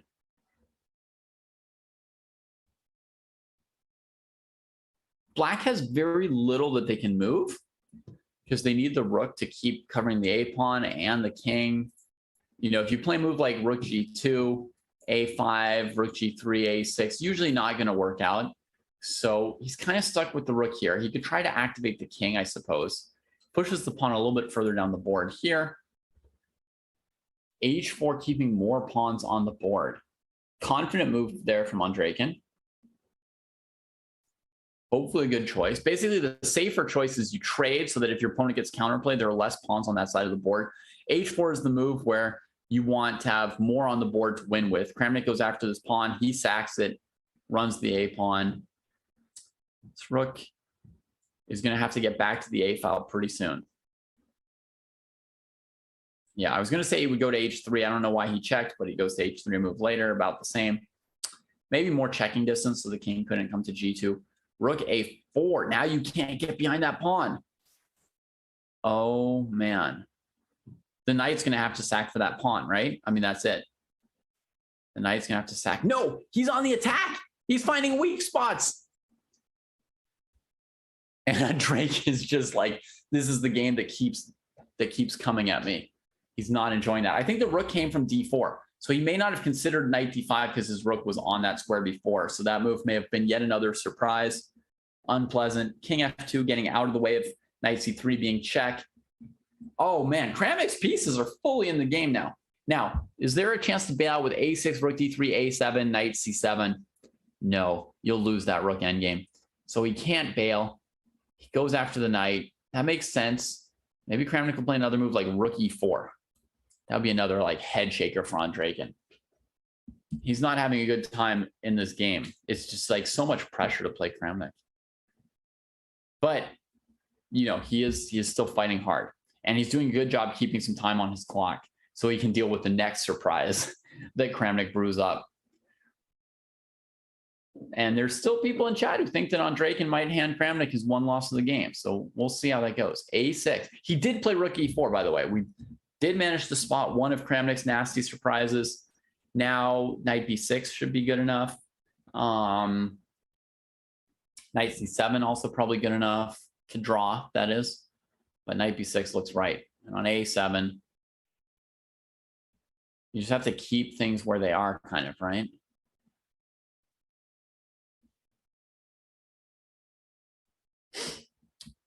Kramnik, one of the few games where he's been down on time. Very, very tough game. If he goes passive with rook e8, is that good enough too? Rook e8, rook a6, knight c4, a8, rook takes, knight e5. That should be fine. Or knight e3. Knight e3 is better.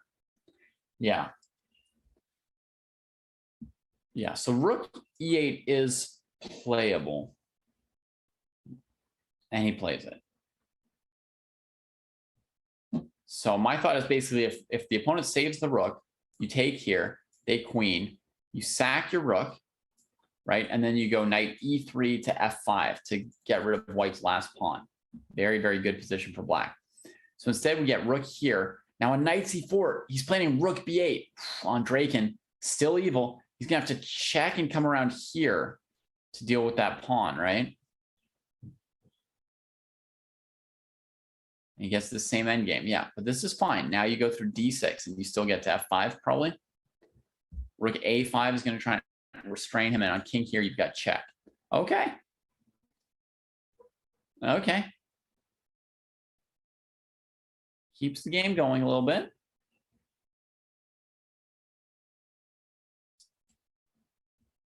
Rook a6 is just a first taste of Zugzwang.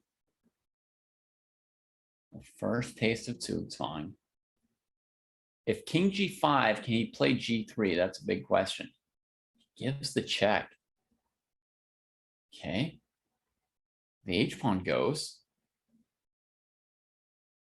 The h-pawn goes. But instead he keeps the king central. Okay.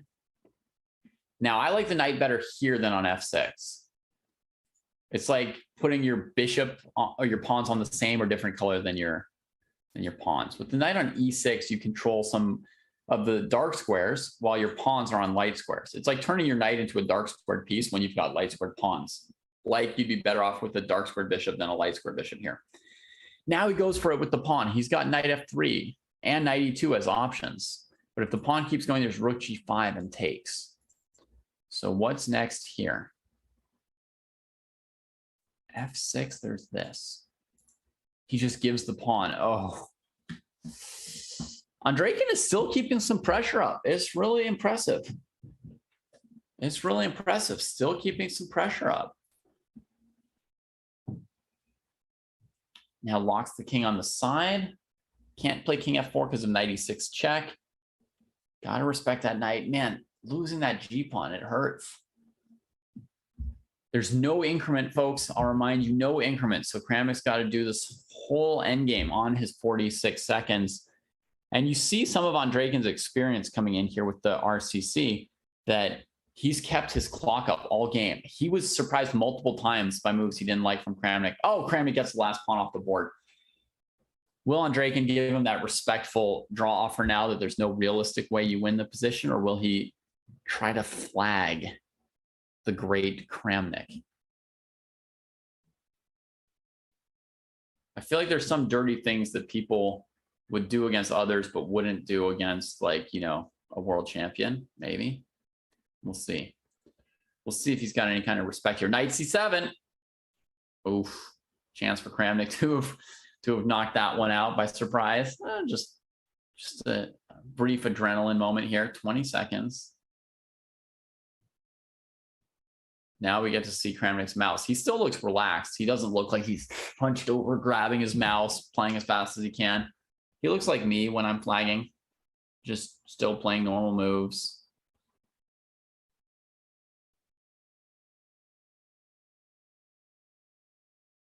It's getting really low on time.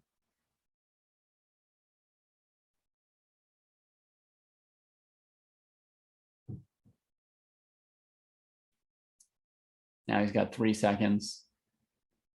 And Draken is going to claim this flag. He's going to let his time run out in a drawn position. And what do you think of that, Vlad? You don't care that much. It's good. It's good you don't care that much. As far as I could tell, he never offered a draw. So Draken didn't really have like a question of whether to take a draw or keep moving. What do you guys think? What do you guys think? Would you offer a draw in this kind of position against a world champion, rook versus knight? I bet that you're going to be split on this. I'm going to guess that some people will say, you got to give that little bit of extra respect to a world champion that you wouldn't give to Joe, Bob, Jim, Slam, Slong, number 73, some anonymous 1500 you play normally on chess.com. And that some of you just don't care and you flag anybody. That's going to be my guess. It's going to be my guess. I'm hoping for more than 50% respect. I'm on the side of respect. I'm on the side of respect. We'll see where the chat comes in on that one.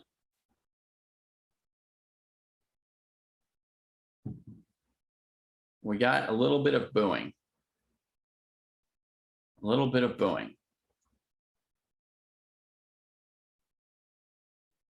I like that Kramnik didn't care too much. It was just like, you know, I can't be bothered. I can't be bothered to try and play a bunch of fast moves to get the draw.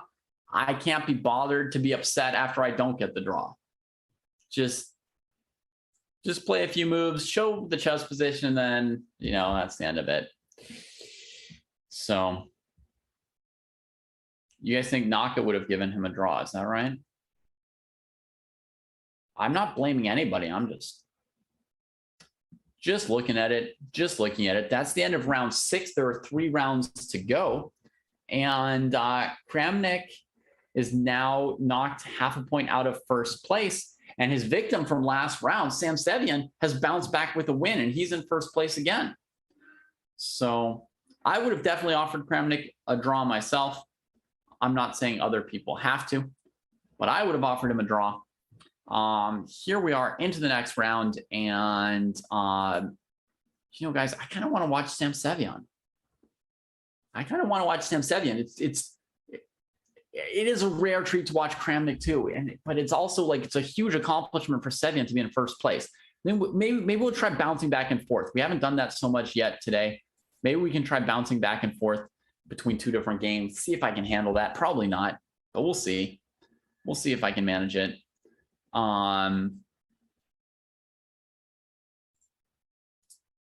So Kramnik playing the English again, quick knight to d5. He's playing another Uzbeki prodigy, Shamsidin Vokidov. If you guys don't know about Uzbekistan, Uzbekistan might be a top tier Olympiad team in another 3 or 4 years. They have enough prodigies to do it. So Shamsidin Vokidov. Let's see if he's played the Rapid Chess Championship much before. Okay. He has played in 3 events before and never made the knockouts. So not a major veteran of the Rapid Chess Championships. Oh, we've got a poll. That's great. I'm gonna love to see the results. Oh, you guys are more than 50% for flagging the world champion. Oh, you dirty, dirty chat. Those of you who were talking sounded so respectful.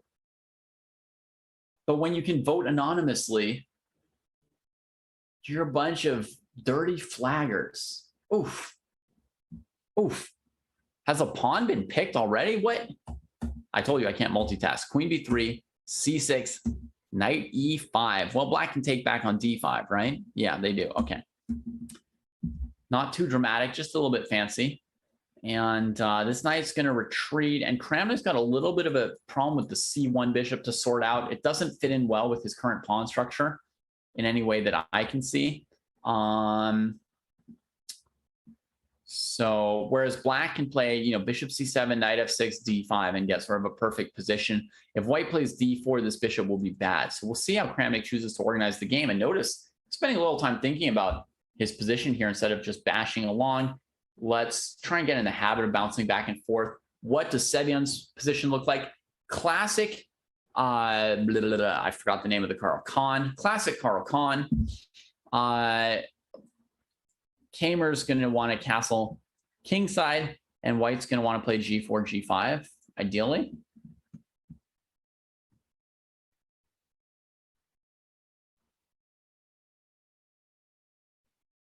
There is a 2-second increment tomorrow, by the way, in the knockout phase. But here in the main event, there's a 0-second increment. I still think that basically when you get to positions like, you know, bishop versus knight or rook versus knight or, you know, king and queen versus king and queen or whatever, like there's no chess interest. And so I think you just agree to a draw and move on with your life. But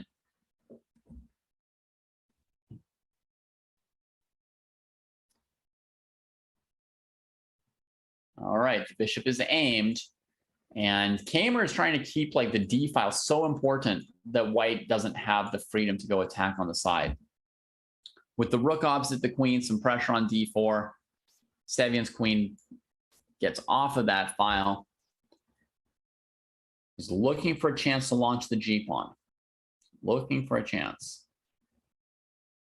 Final results of the poll come in. 2/3 of you would flag Vladimir Kramnik with rook against knight. 1/3 of you would agree to a draw with him.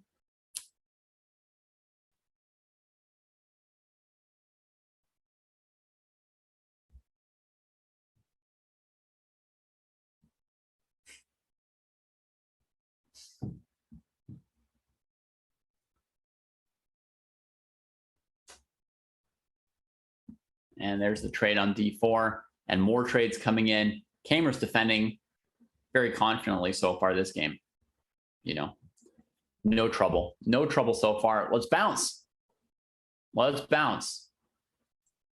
Back to Kramnik's game. Whoa! The king has been exposed a little bit. Did Kramnik sack a piece?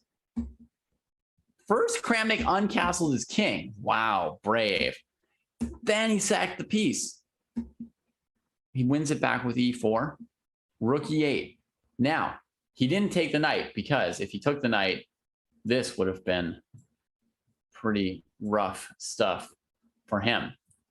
So in the game, we'll just go back to the game position. So in the game position, he now developed the bishop. If rook e4, he's thinking that bishop d5 check will win the rook. Pawn takes, queen d5, there'd be rook e6. No. So queen f6 was played by Vokidov. I think he could have taken on e4 maybe. I think he could have just taken on e4, but he goes queen f6. This could be strong too. He's got queen here as an idea. And Kramnik is thinking deeply here about this. He takes the piece now. Looks like we'll see queen d4 and bishop f5 coming. That's a vicious attack for black. And Kramnik's down 2 minutes on the clock. Oh.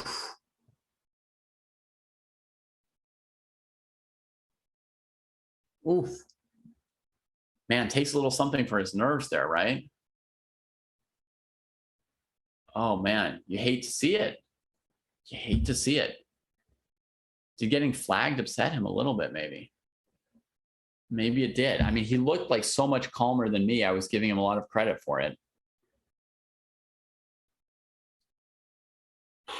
But maybe under the surface, he feels worthless if he's not in the middle of winning a game. Maybe the moment he doesn't win a game, he's feeling bad.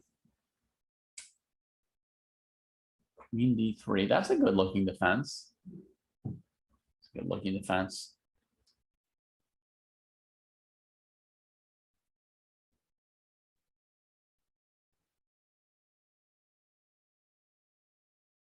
If Queen f2, there's rook f1, and then there's rook e1. Ooh, so he could actually, Volkov could maybe, it's risky business, but he could maybe grab this pawn on f2 and keep queens on the board. If he trades queens, I don't think black has much of an advantage.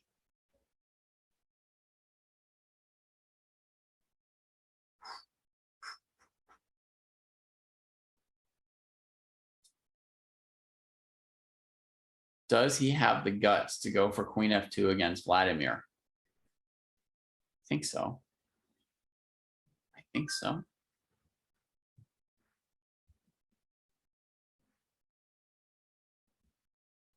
Queen f2. There goes his 2-minute time advantage, though. So they're closer to even footing in the game now.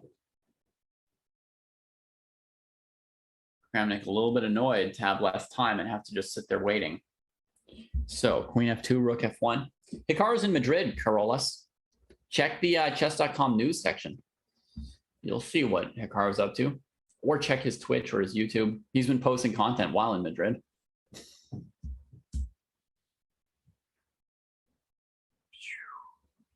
Yeah, perhaps on the surface, he's calm and ready. Under the surface, he's nervous.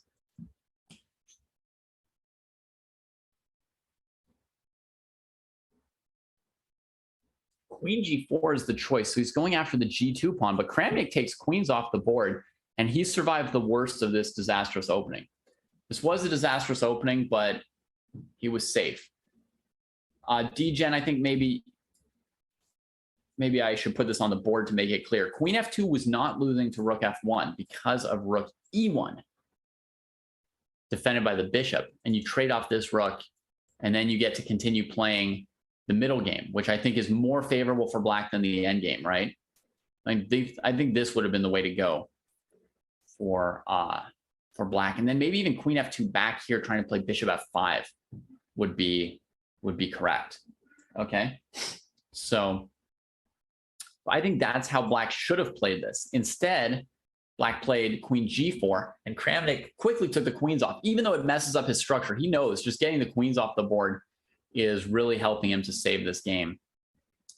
And yeah, now we're into a weird endgame. Pawns technically even, with two doubled isolated pawns, we would feel like white's the one still trying to prove that they're saving the game. But what white really wants to do is just take this pawn. And he does.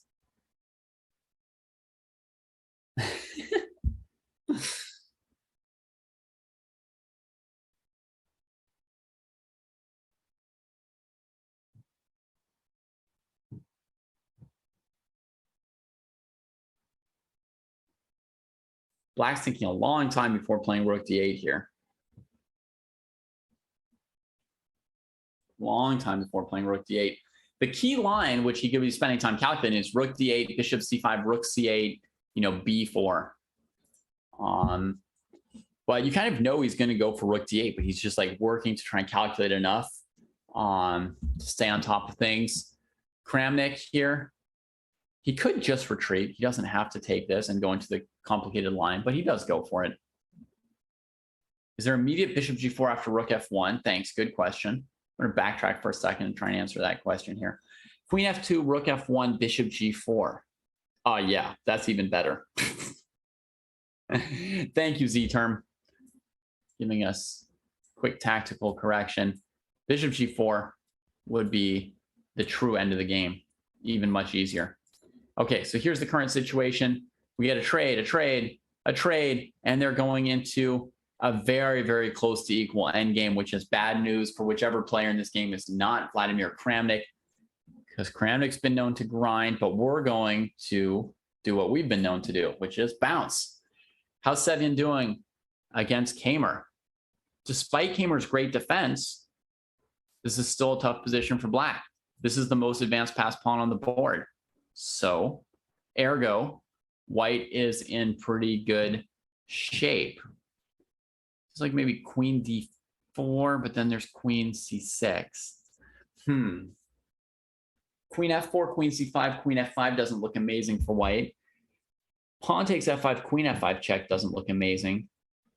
So maybe the best move is like king a2 or queen d. Maybe it's just queen d4, even though it doesn't like immediately win or do anything majorly special / amazing.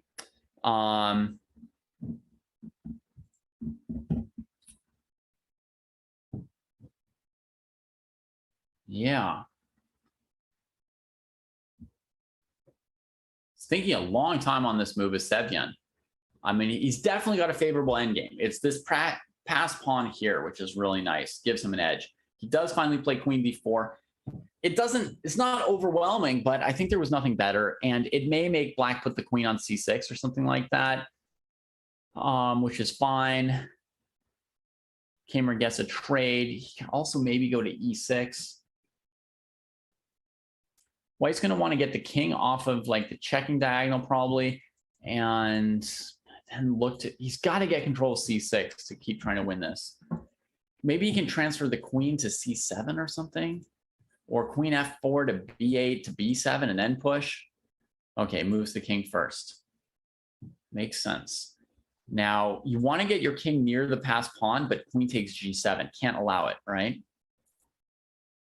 Okay, I guess big question is b4, as you say, right? Yeah, it is a big question. Can he play b4 to support this pawn?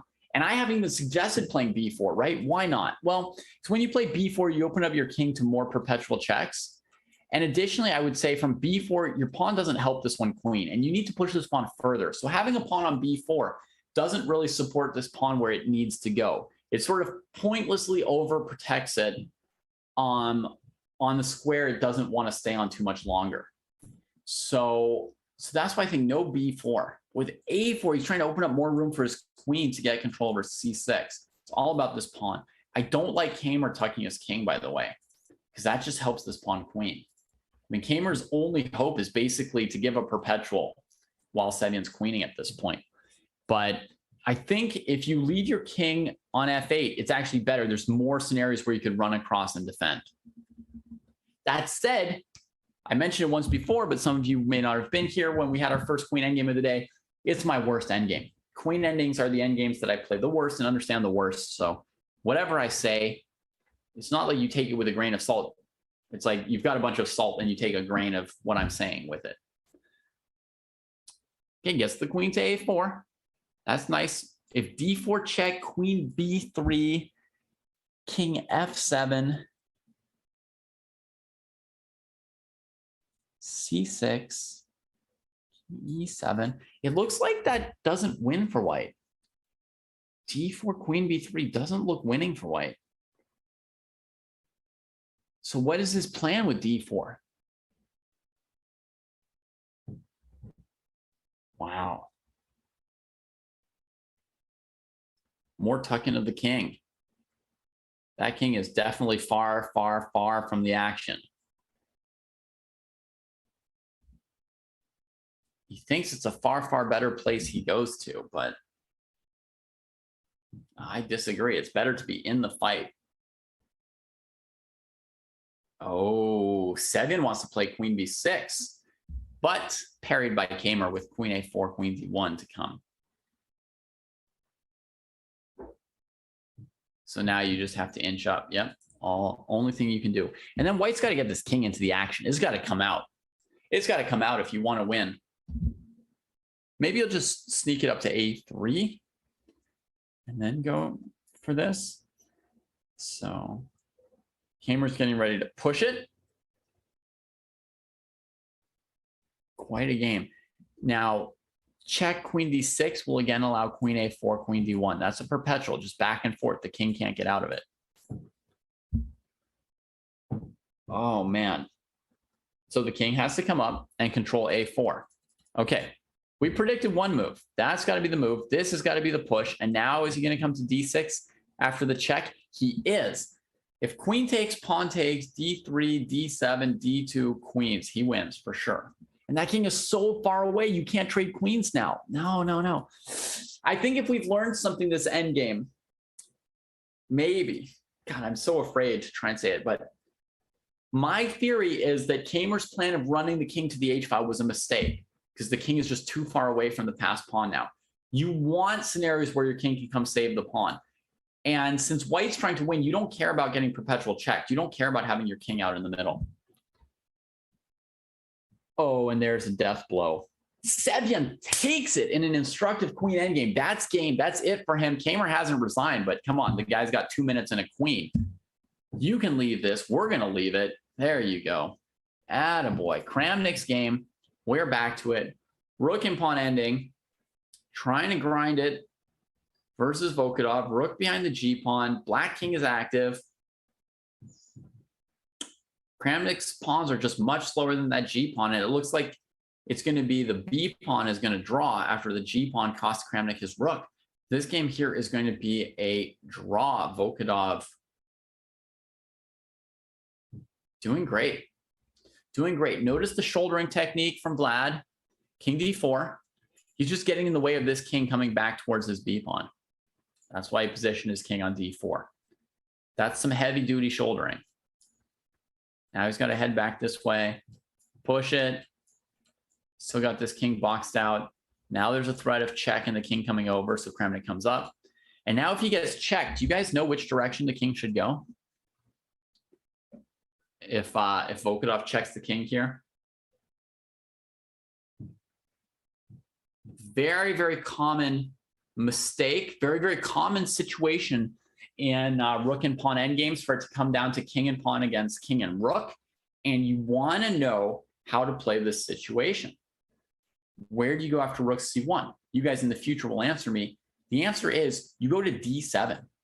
So on rook c1, if you go to b5, you're staying near the pawn. A lot of people do that to stay near their pawn. But rook c1, king b5 lets the black king near your pawn. And that's what you can't survive, right? If you push the pawn, the king's there. If you try and come around to support your pawn from the side, the king is there, right? And push, mate.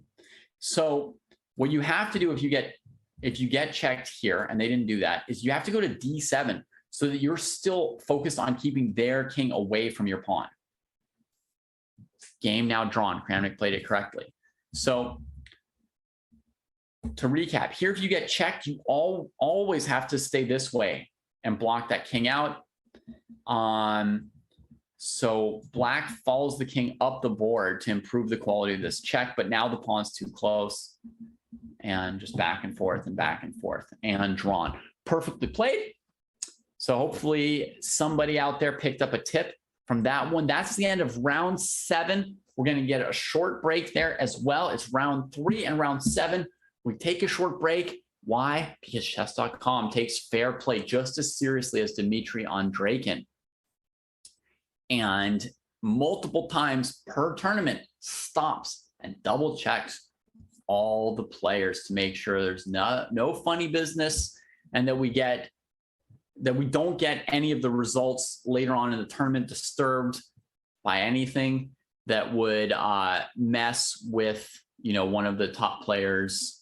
Like it's no use to lose a game to somebody who cheats and then have the game refunded tomorrow when you don't get to play in the knockout, right? It needs to be like immediate. So chess.com's all over that. Don't even try.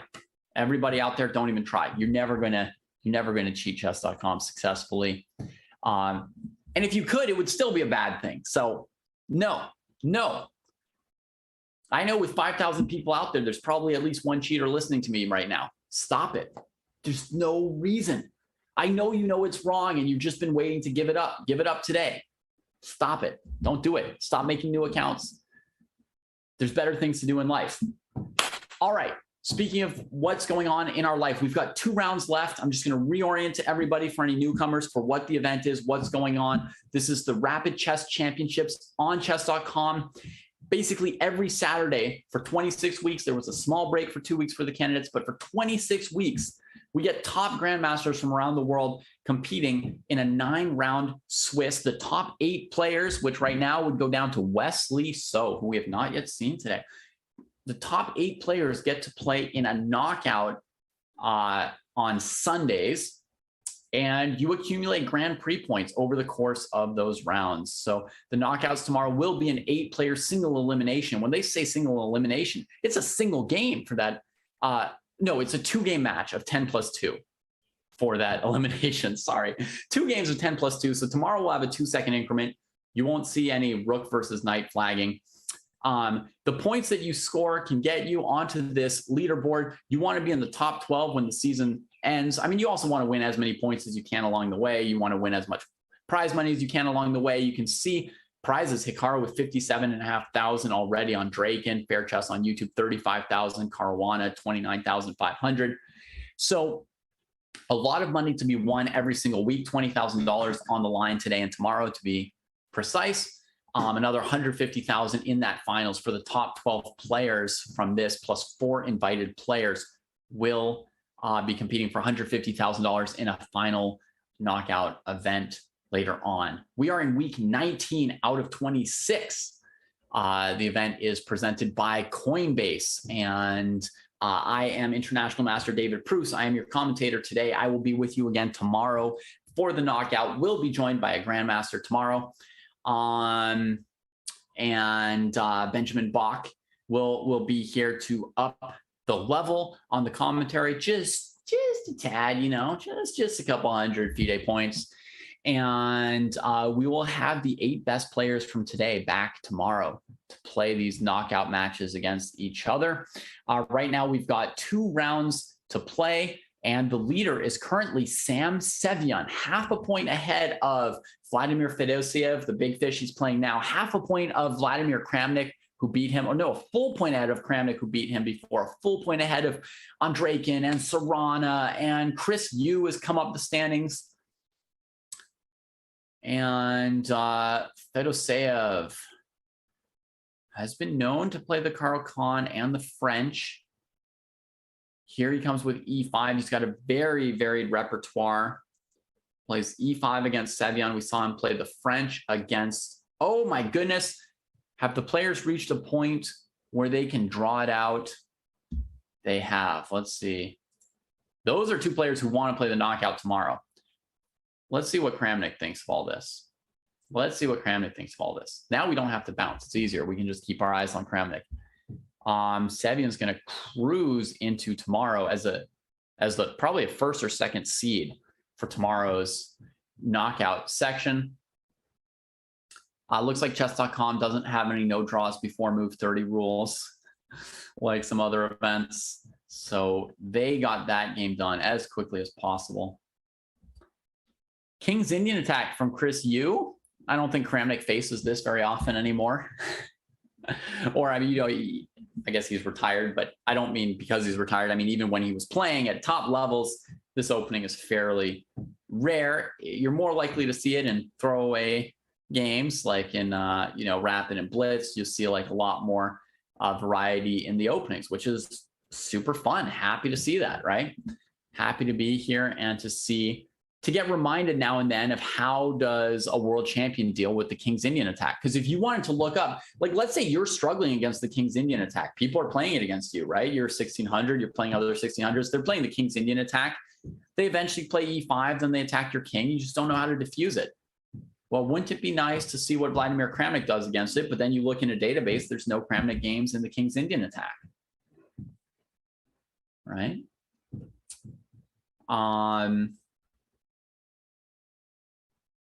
Now there is, you know, so that's one thing that Rapid and Blitz games can give us, is they can give us some model games where top players in the world face some slightly less common openings. And even if they're playing really fast, they will still show their class in the Blitz and Rapid games by playing like very, very high quality moves in the openings and, you know, setting up the game very well. In this case, Kramnik's using the exact setup that I have used against the King's Indian attack.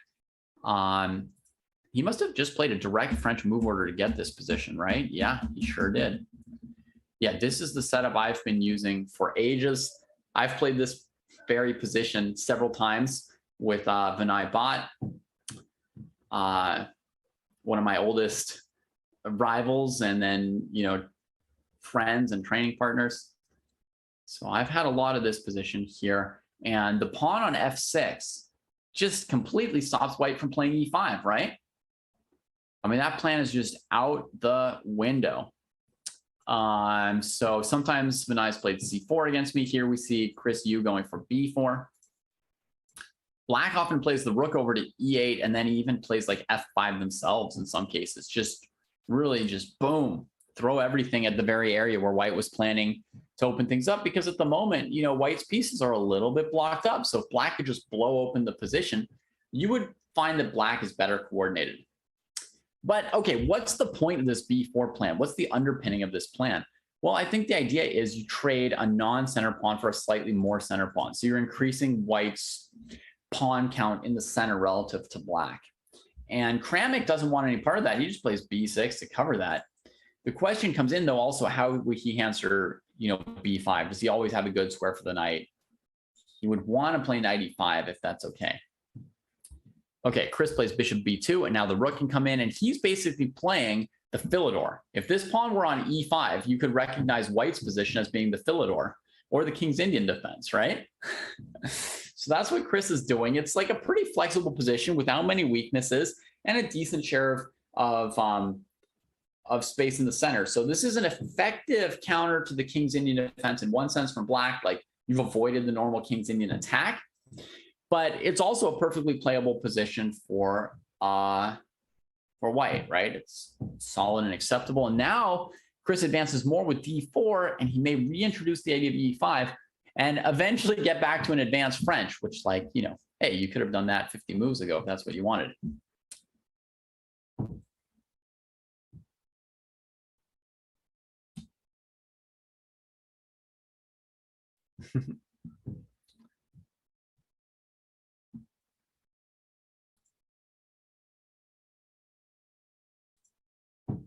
All right.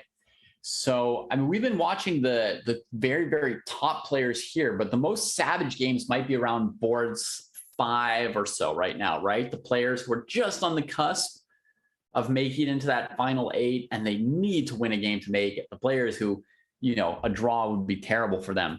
But still, this is an epic matchup. Chris against Vladimir. Awesome for him. Maybe we could also check out Wesley So, who we haven't seen much yet today. He has just played a knight sack on g5 against Serrana. So that's exciting. This, I can't guess what opening it is just from the position. Black's missing a dark squared bishop and hasn't played g6. Maybe like a Nimzo or a Bogo Indian or something like that. Knight e4, putting the pressure before black can play knight g6. So black played g5 and Wesley just took it. Dang, Wesley. Intense. Now here, I guess, defend the bishop with the queen? Or what's the plan? Can you go to h4 and allow knight d4 and then have queen e3 to h6? Yeah, you can. And he does. Goes back to h4. Defensive moves for black. The king comes up and defends f6 and h6. That makes sense. White's going to need to bring the queen to g3 in this case, maybe. Push the king off. Then bring the rook. Should be a strong attack for white here still, but let's try and see. Okay, queen e3, the first move we got right. Very, very difficult for both players. Could we go knight f8 to g6 here to block that queen away from our king?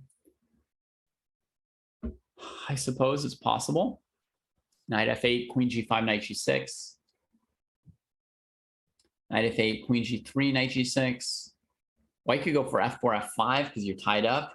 Oh, that's probably not good. Knight f8, queen g5, knight g6, f4. And white just wants to play f5. Your king can't move away because of queen takes f6. Get our first view of Wesley today. And it's the first player I've noted who's got like the full lean in going on, which is a very, very common thing for chess players to do online. I think I do that all the time. Even when I'm commentating, I think, you know, some producers have complained that, you know, they like frame the head at the beginning of the show. And then once like chess is going on, it's not that I can't see my chessboard. I mean, it's not that far away from me. Same for Wesley. It's not that far away, your screen, right? But it's like somehow like if you put your face like right on your piece, like somehow you're going to see something more or something better about it. It's just some kind of an instinct. And Wesley's working really, really hard given that it's black's move, right? So that's impressive to see Wesley thinking that hard on the opponent's time. Here he's going to play d5, winning back his piece because of queen d4. And do you see how fast Wesley answered queen h8, folks? Do you see the time usage there from Wesley? Like, just instantaneous moves, which means on his opponent's time, he was thinking hard enough about they might play knight f8, they might play queen h8, they might play bishop d7, and preparing his response to every single one of those moves. So he can just bang, bang, bang, play it fast, right? And that puts time pressure on Serrano in addition to whatever pressure there is on the board.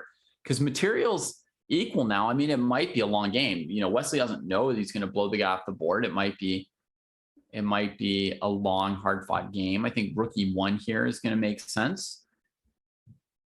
Yes, got it. So it's going to be nice to be ahead on time. Serrano's no stranger to that. We saw him win against Kamsky partly by some pressure from the clock. Oh, it's true. There's a different flag next to Serrano's name here. There's the Serbian flag. Has Serrano changed federations? Is a very good question from Mickey. I don't know the status on that. Sorry. An informed commentator would know everything, so that's too bad. But it's an interesting point. I wonder. Maybe somebody in chat's going to know. Sometimes the collective mind knows, or one person in the collective mind uses Google. All right, so G2 is under some kind of counterattack from Serrano. White's probably going to play G3. I would say at some point, but also it's like there's no time like the present for G3. Since White has nothing tactical they need to do, might as well put the pawn on G3. I suppose like you could calculate queen A7, queen F3, and see if that's a good idea before playing G3, see if you can grab that pawn. Doesn't look like a good idea. B6, very, very important. So White can't play C5 and break open the D file because your king's probably headed this way, not this way, right? As black. So you want this side of the board kind of blockaded. I think White should improve their light squared bishop if possible. Like maybe you can play bishop e4 here. If bishop takes c4, you've got queen d4. That seems simple enough. Oh my God. I'm more excited than these players are when they win a game, just to predict one single move.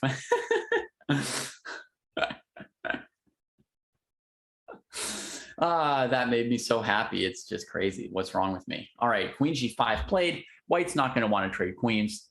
Wesley's going to want to poke and prod. He's got bishop d5 coming at some point to work on his king, right? Like queen d4, king here, bishop d5. But I think queen d4, he's going to face queen e5. So maybe he'll play queen a3. Or maybe queen f3. Just check which way you're going. Maybe queen f3.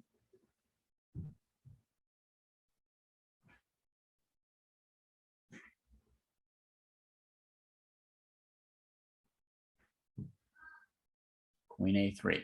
So queen d2 is an idea, taking away all the checks against the king and trying to discombobulate this rook. Yep, queen d2. And you can see that Wesley's time advantage is shrinking because the position's not that easy. So I think queen f3 was even better than queen a3, but queen a3 was my first idea. He played it. Now what are we going to get a rook lift? Rook e3, bishop h3 is probably really controversial, right? Now he goes for the queen f3 check.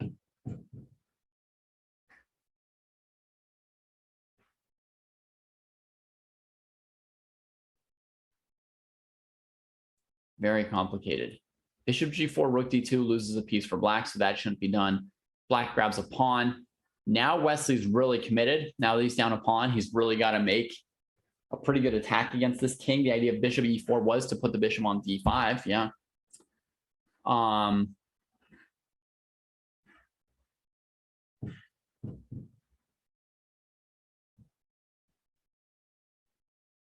Back to e1. There's where you need to find your pressure.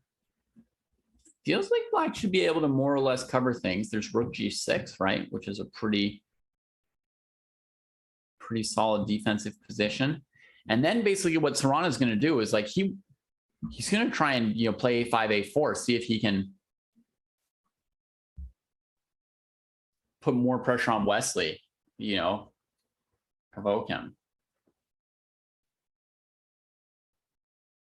MW points out that the moves I suggested were the most obvious possible moves. That's right. How else could I have predicted something? So basically, I should get less excited. At least you agree that Queen A3 was inaccurate. Queen F3 was better. Anyway, he's rectified it, but it's cost him his A pawn in the meantime, right? Because Black played Queen D2 to A2 with that moment. It looks tough for Wesley. His options are keep looking for an attack, throw the H pawn up the board. But whatever option he chooses, he's going to want to stay ahead on time, I think. It's going to be important. I think Queen D1 might be bad because you're like trying to get on this and attack the rook, but you're just allowing rook E6 check later. I think you don't want to play Queen D1. Maybe Queen F5. Oh no, he played Queen D1. Rook E5 must be his plan then. That's the only move that makes any sense of Queen D1. Ooh, and Wesley was ready for it. You can definitely tell how hard Wesley works. He's like predicting his opponent's moves so often. Now, this is a fascinating endgame. What on earth is this endgame? H4. Play King F6 or A5. Each player is in a rush to put the other player's king on a leash, right? The further up this pawn is, the shorter the leash for the opponent's king.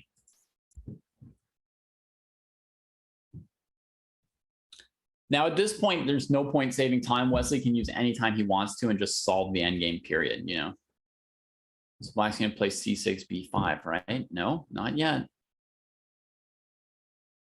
E4 stopping F3. So we've got two connected pass pawns each. It looks like a draw to me. Like neither player can break through with their pawns, nor can either king win the pawns.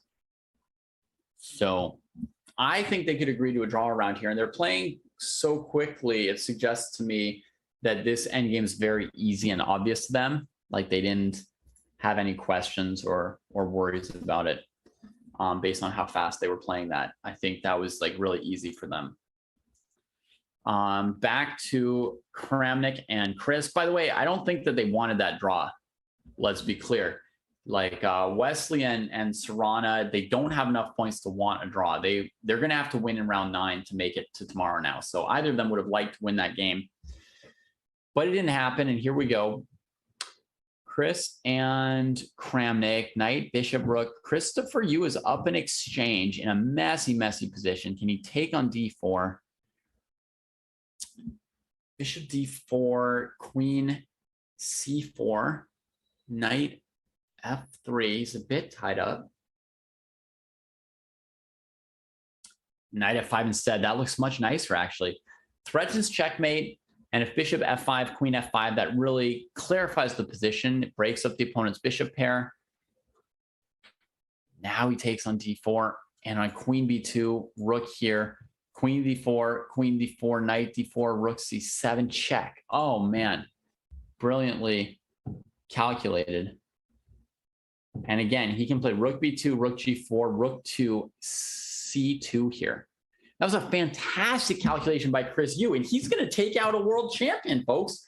Not the like I flagged him with rook versus knight after like 30 moves. No, no, no. Like truly beat him on the board with this King's Indian attack.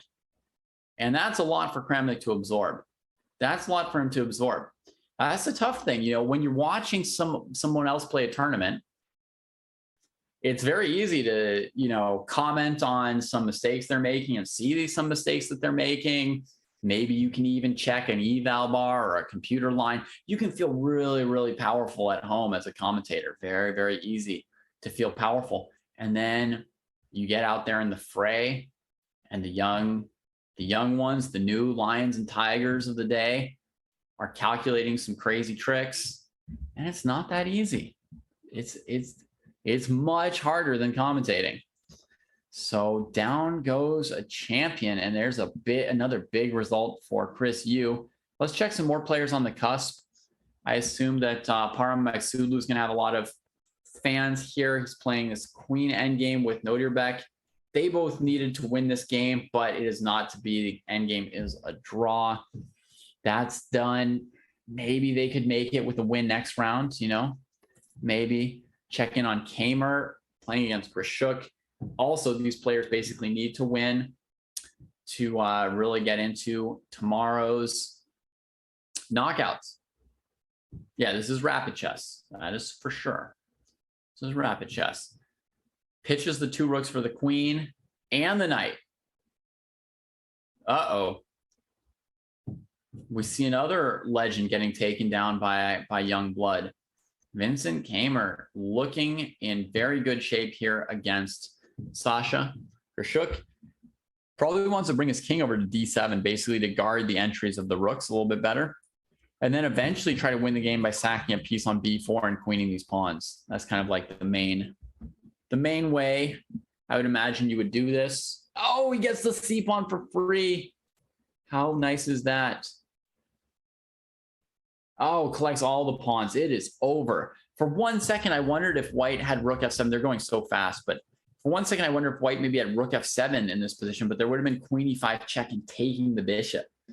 So Kamer cleans it up, and he is putting himself in position to potentially qualify for tomorrow's knockout. Man, these youngsters. Let's look at Martinez Alcantara playing against Vidit Budrafi. Takes fancy knight fork there, just in bullet mode here, 20 seconds each. Rook h1, but the knight's covering rook h8, throws another pass pawn. How many pass pawns do I need to queen 1 and win this game? He wants to play rook h8, knight h8, d8 equals queen. And he's going to be able to. There was no way to stop it. No, he doesn't do it. What? Why is he not doing it? I mean, he's also up a bishop as well as 2 pawns on the 7th rank, but if he doesn't do it, he might eventually flag. I mean, you got to find a way to win. That looks good. That'll do it. Trade something, make a new queen, make 2 new queens. If black wants to keep playing, we'll make 2 new queens. And Vidit takes out Alcantara. And this is like big, because Alcantara is number 11, right? And Vidit is in that 13th through 20th place in the overall season standings, where, you know, he needs 1 or 2 good knockout finishes to pass people like Alcantara. So this is where Alcantara has to defend his position in the top 12 in the season standings for the Rapid Chess Championships. He's unable to do it this time. And Vidit comes through. And as far as like Vidit's played 9 events so far, whereas Alcantara has played more than the full 13. So Alcantara is not as likely to gain points by playing more of these, but he's got to keep other people back. You know, every point that Vidit scores is just purely going to raise his situation. So that's nice for Vidit. Now here we go into round 9. It auto brings up Wesley So versus Sevian. Now this is interesting. Sevian doesn't care what happens, honestly. But Wesley is way further behind because Sevian has already played all the other top players. He's been so on top of this tournament. But now he's facing Wesley, who probably needs to win the game. So he's not going to get an easy draw here. You know, Fedoseev and Mishanik, Chris Yu, 3 games have already finished instantly in draws. Or is it 2? Sorry, 2 games finished instantly in draws. But Sevian's not going to get one of those here. He's going to have to play. I mean, it doesn't matter too much to him. If he loses, he's still going to be winning the tournament, honestly. He'll actually be in first place even if he loses this tournament. That's how crazy Sevian's domination has been today. You know, he knocked Aronian out early. Aronian, I think, didn't even complete the event. Sevian rocked him pretty hard. Chris Yu is agreed to a quick draw. So we can now see in the standings here several of the players who are basically sure to advance. It's like you need 6.5 to be sure to advance. 6 probably you can advance. Wesley's got 5, so he has to win to catch up. We've got Kamer and Kramnik at 5.5 and 5.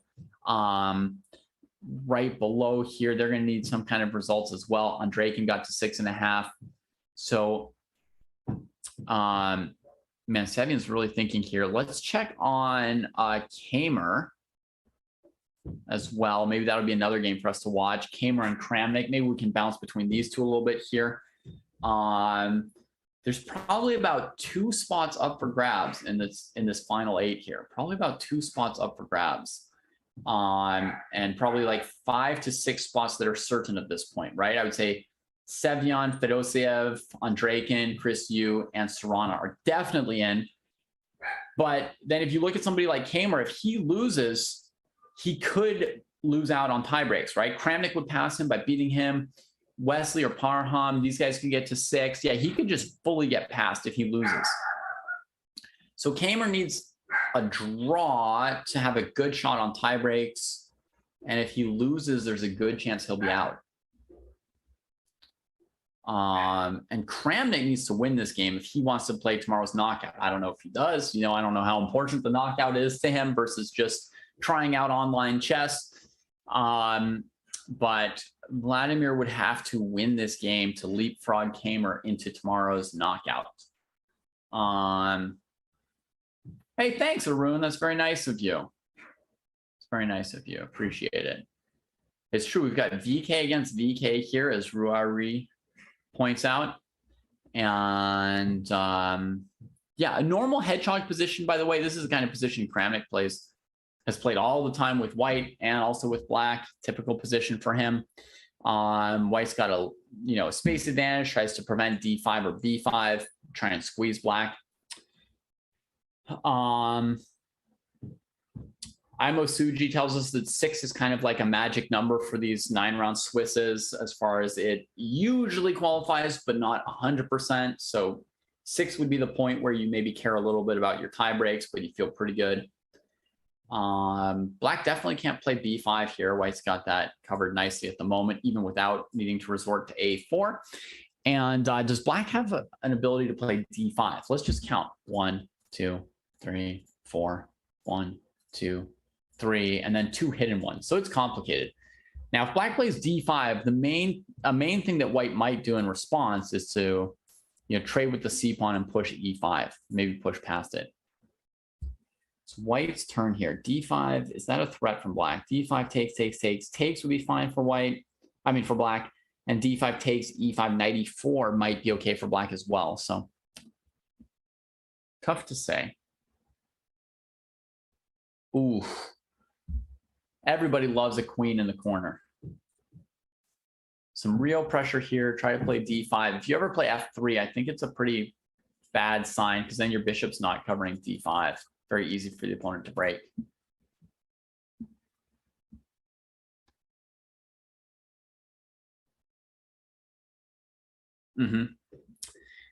MJJ telling us the Kramnik has played some Chess 24 banter blitzes and played on ICC back in the day. I mean, once upon a time, Vlad was a kid who probably couldn't get enough of blitz chess. And now, as a living legend of the game, as a world champion, and as a fan of classical chess, we may not be used to seeing him in rapid events, but certainly he is a great rapid chess player, and he has some experience playing online. So bringing the knight to C5 to increase what? Doesn't increase pressure on E4, because the knight was doing that already from here. I guess he's just getting out of the way of these pawns, so he can position the knight somewhere good, where it does some of the same things as on F6, without being vulnerable to G5 and E5. Yeah, that makes sense.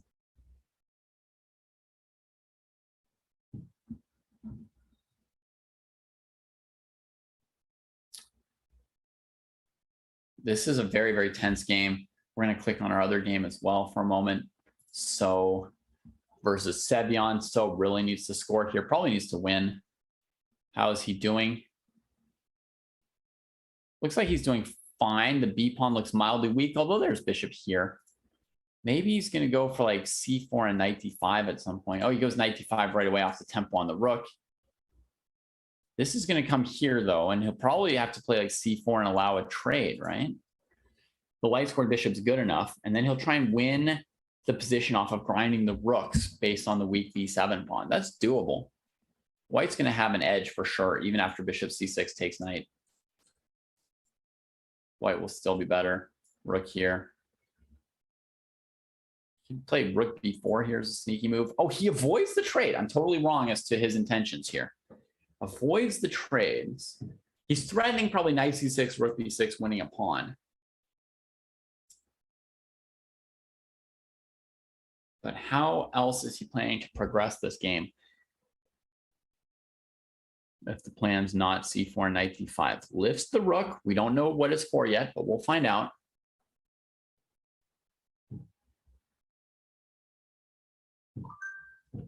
That's the feeling I get, Miki. Yeah, is that Kramnik's like the kind of guy who's like, who would now be telling his students not to play blitz, could be like, oh, I don't mess with that too much anymore. But I mean, certainly at some point in his life, he must have enjoyed it, and he's playing it today, might enjoy it a little bit. So f5 comes in. And yeah, that makes some more space for Sevian's rooks. So he can try and get some counterplay on the king side against f2 and h3. It's holding up pretty well so far.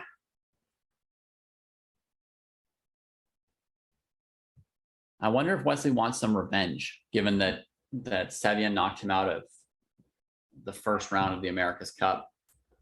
Had that little match victory against him. Sevian's, you know, maybe like high point in his career. Does Wesley so notice? Does he care? Or is he just such a boss that it's like, well, every now and then you lose a game, but it's not something to get too worked up about. He's also got rook b4 for another lift, does Wesley here, to make this queen back off of his king. There's definitely not like huge danger against white's king, but there's like, you know, there's just maximizing your pieces so that they exert pressure. So they defend your weak points and attack your opponent's weak points. And then sometimes you'll achieve sort of like a balance between your activity and your opponent's activity and your weaknesses and theirs.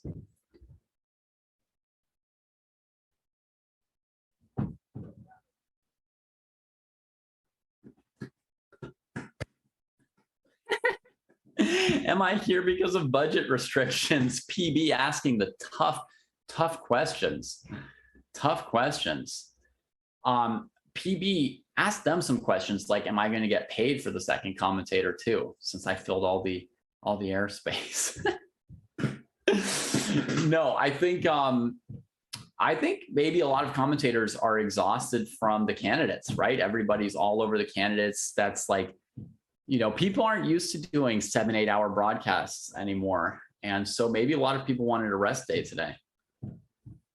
I think I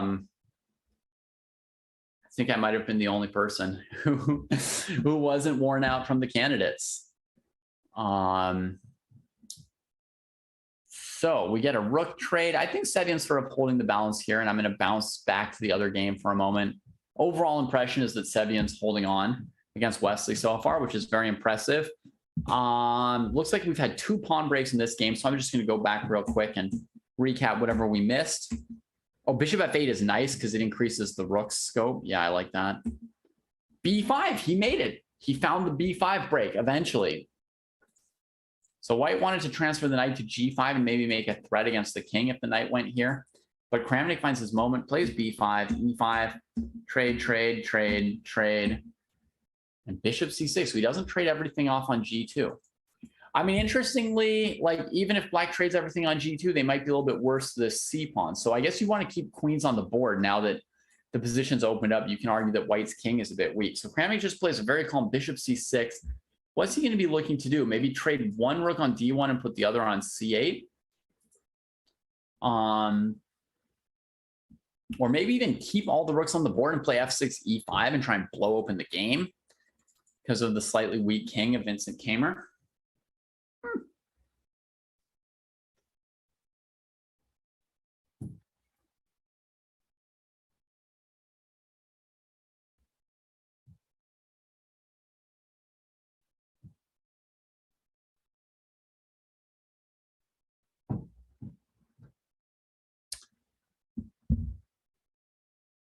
Okay, h4, rook c8, rook d8. Yeah, so he does switch this rook to this file. That makes sense.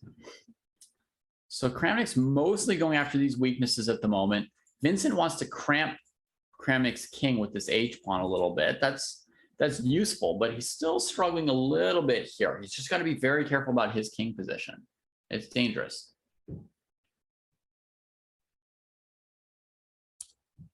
It's going to be a little dangerous. Rook c5, looking at doubling against the c4 pawn. Also looking at, you know, f6, rook h5 in some world with the queen. I know the queen's covering h5, but she might not always be, right? So this is a nice placement. As white, you would want to just sort of like chase it away quickly, but you can't. This rook's covering those squares for the moment. So you're going to have to double up here probably and overprotect the c pawn. I'm pretty concerned for Vincent seeing him tick low on time. You know, that's definitely a bit worrisome. Big fish is Fedoseev. For those of you wondering, looking at the leaderboard, that's Vladimir Fedoseev, who is qualified for tomorrow's knockout. So you get to see him play tomorrow as well. Do I co-stream with Kosti on Chess Dojo Live? Every chance I get, Cosmoc. Every chance I get, yeah. Oh, thank you, Pedro Matias.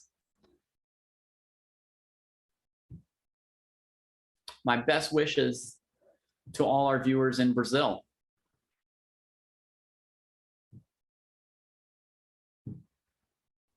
All right, King H3 was the choice from Kamer, and his clock continues to tick down. It's looking really bad for him. It's looking really bad for him. How's Grishuk doing in the tournament so far? I could try and check on that for you for a second as Kamer tries again to seek refuge in an endgame. Do you guys think Kramnik's going to trade queens? Do you think he will trade queens? I don't see Grishuk in the top 10 right now. Grishuk is number 19. He's currently playing. If he wins, he could get to 5.5, which will probably not qualify for him. I don't think he's going to make it to day 2 this weekend. Kramnik's having a long think about it.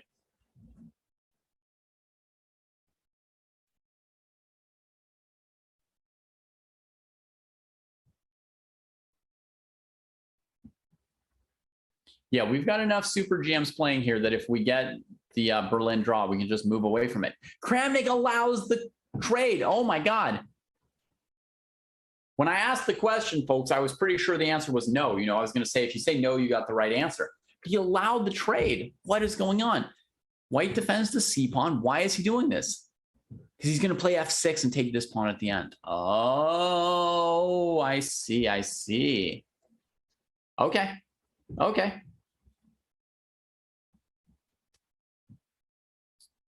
King G4, just giving the C pawn? Wait, what's going on? He gives the C pawn instead of the H pawn? That feels kind of loony. I mean, wow. Yeah, just F6. Now rook A4. Oh, Vincent. Oh, Vincent. Oh, even E5. Bullying the bishop. He's got king F7. He's got an extra pawn. He might even just walk past you too. Oh, no. This is not right. That bishop on A1 is no good. This is killer. Why didn't he sack the H pawn instead of this? Was there bishop A3 if he doubled rooks? Maybe the idea wasn't, no, there's no bishop A3. I don't know why he gave his C pawn. Now we got the Kramnik rook. So now bishop C3 is like the last chance. So you can go bishop B4 or something.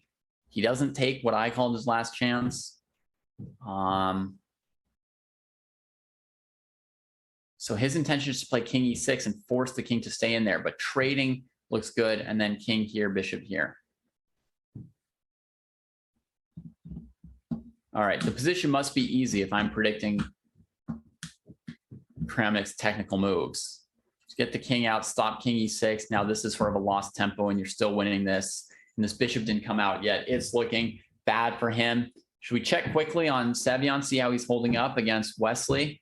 He is still in a tough fight. I guess he's looking to activate his king and go get some counterplay finally.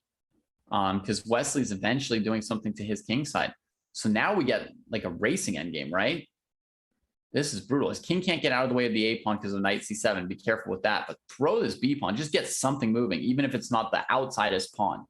I know you want the rook pawn going, but you just got to do what you got, what you can. Keep going. Keep going. What else? What else are you here for if not to queen pawns? It's the goal of chess. Keep going. And now, I guess just the A pawn and hope your bishop can handle everything that's coming his way. Come on, Sevian, cap the day off. Take him out. Take him out. I mean, I got nothing against Wesley So, folks. I'm just sort of excited about Sevian having his day. So please excuse. I'm sure there's a million Wesley So fans in chat. Please excuse the excitement for Sam Sevian, as he has been incredible today. I mean, he had one terrible game against Kramnik, and other than that, just incredible. So D7 first, right? So now if you take on D7, then after F7, and you queen and they queen with check. So this way there's no queening with check, and he can maybe make a second queen even right afterwards. I thought the queen was pretty good on E1. I thought he was just going to queen right there. Right then and there. But he's got a minute 40. I'm surprised how fast Sevian's playing this part, right? This part seems like a place to really consider things. Oh, he wants to get his bishop out with check. He wants to just mate without even making the second. And he has. I mean, king D3, bishop G6 is mate, king D1, bishop A4. How did that? Wow. Sevian, he didn't even need any of his time to do that. I would have been spending, I would have probably stopped and thought for almost a minute to find that sequence there. But he takes care of it. Sam Sevian wins it with a full extra point that he doesn't need. Crushes Wesley's hopes for tomorrow. You will not be seeing Wesley play tomorrow. And the last question, Darius Schwierz, by the way, folks, up to 6 points out of 9. And it's up to Kramnik or Kamer to try and finish ahead of him. How's Kramnik doing? 2 extra pawns. Not much hope for white here, is there? Wow. The only player I don't know who's going into day 2 tomorrow is this Shield, right? Shield 12 from Uzbekistan. Oh, is that Volkadov maybe? Maybe that was Volkadov. We saw them playing earlier. That might be the name for Volkadov. Anyway, back to our game. So Kramnik pushing the 2 extra pawns, bishop on E5 defending them. Is there bishop F6 for white? Apparently not. Now the rook can come to F2. Goes to F3 instead. King can go to any square, truly. G2. Just go to G3, right? Right, Vladimir?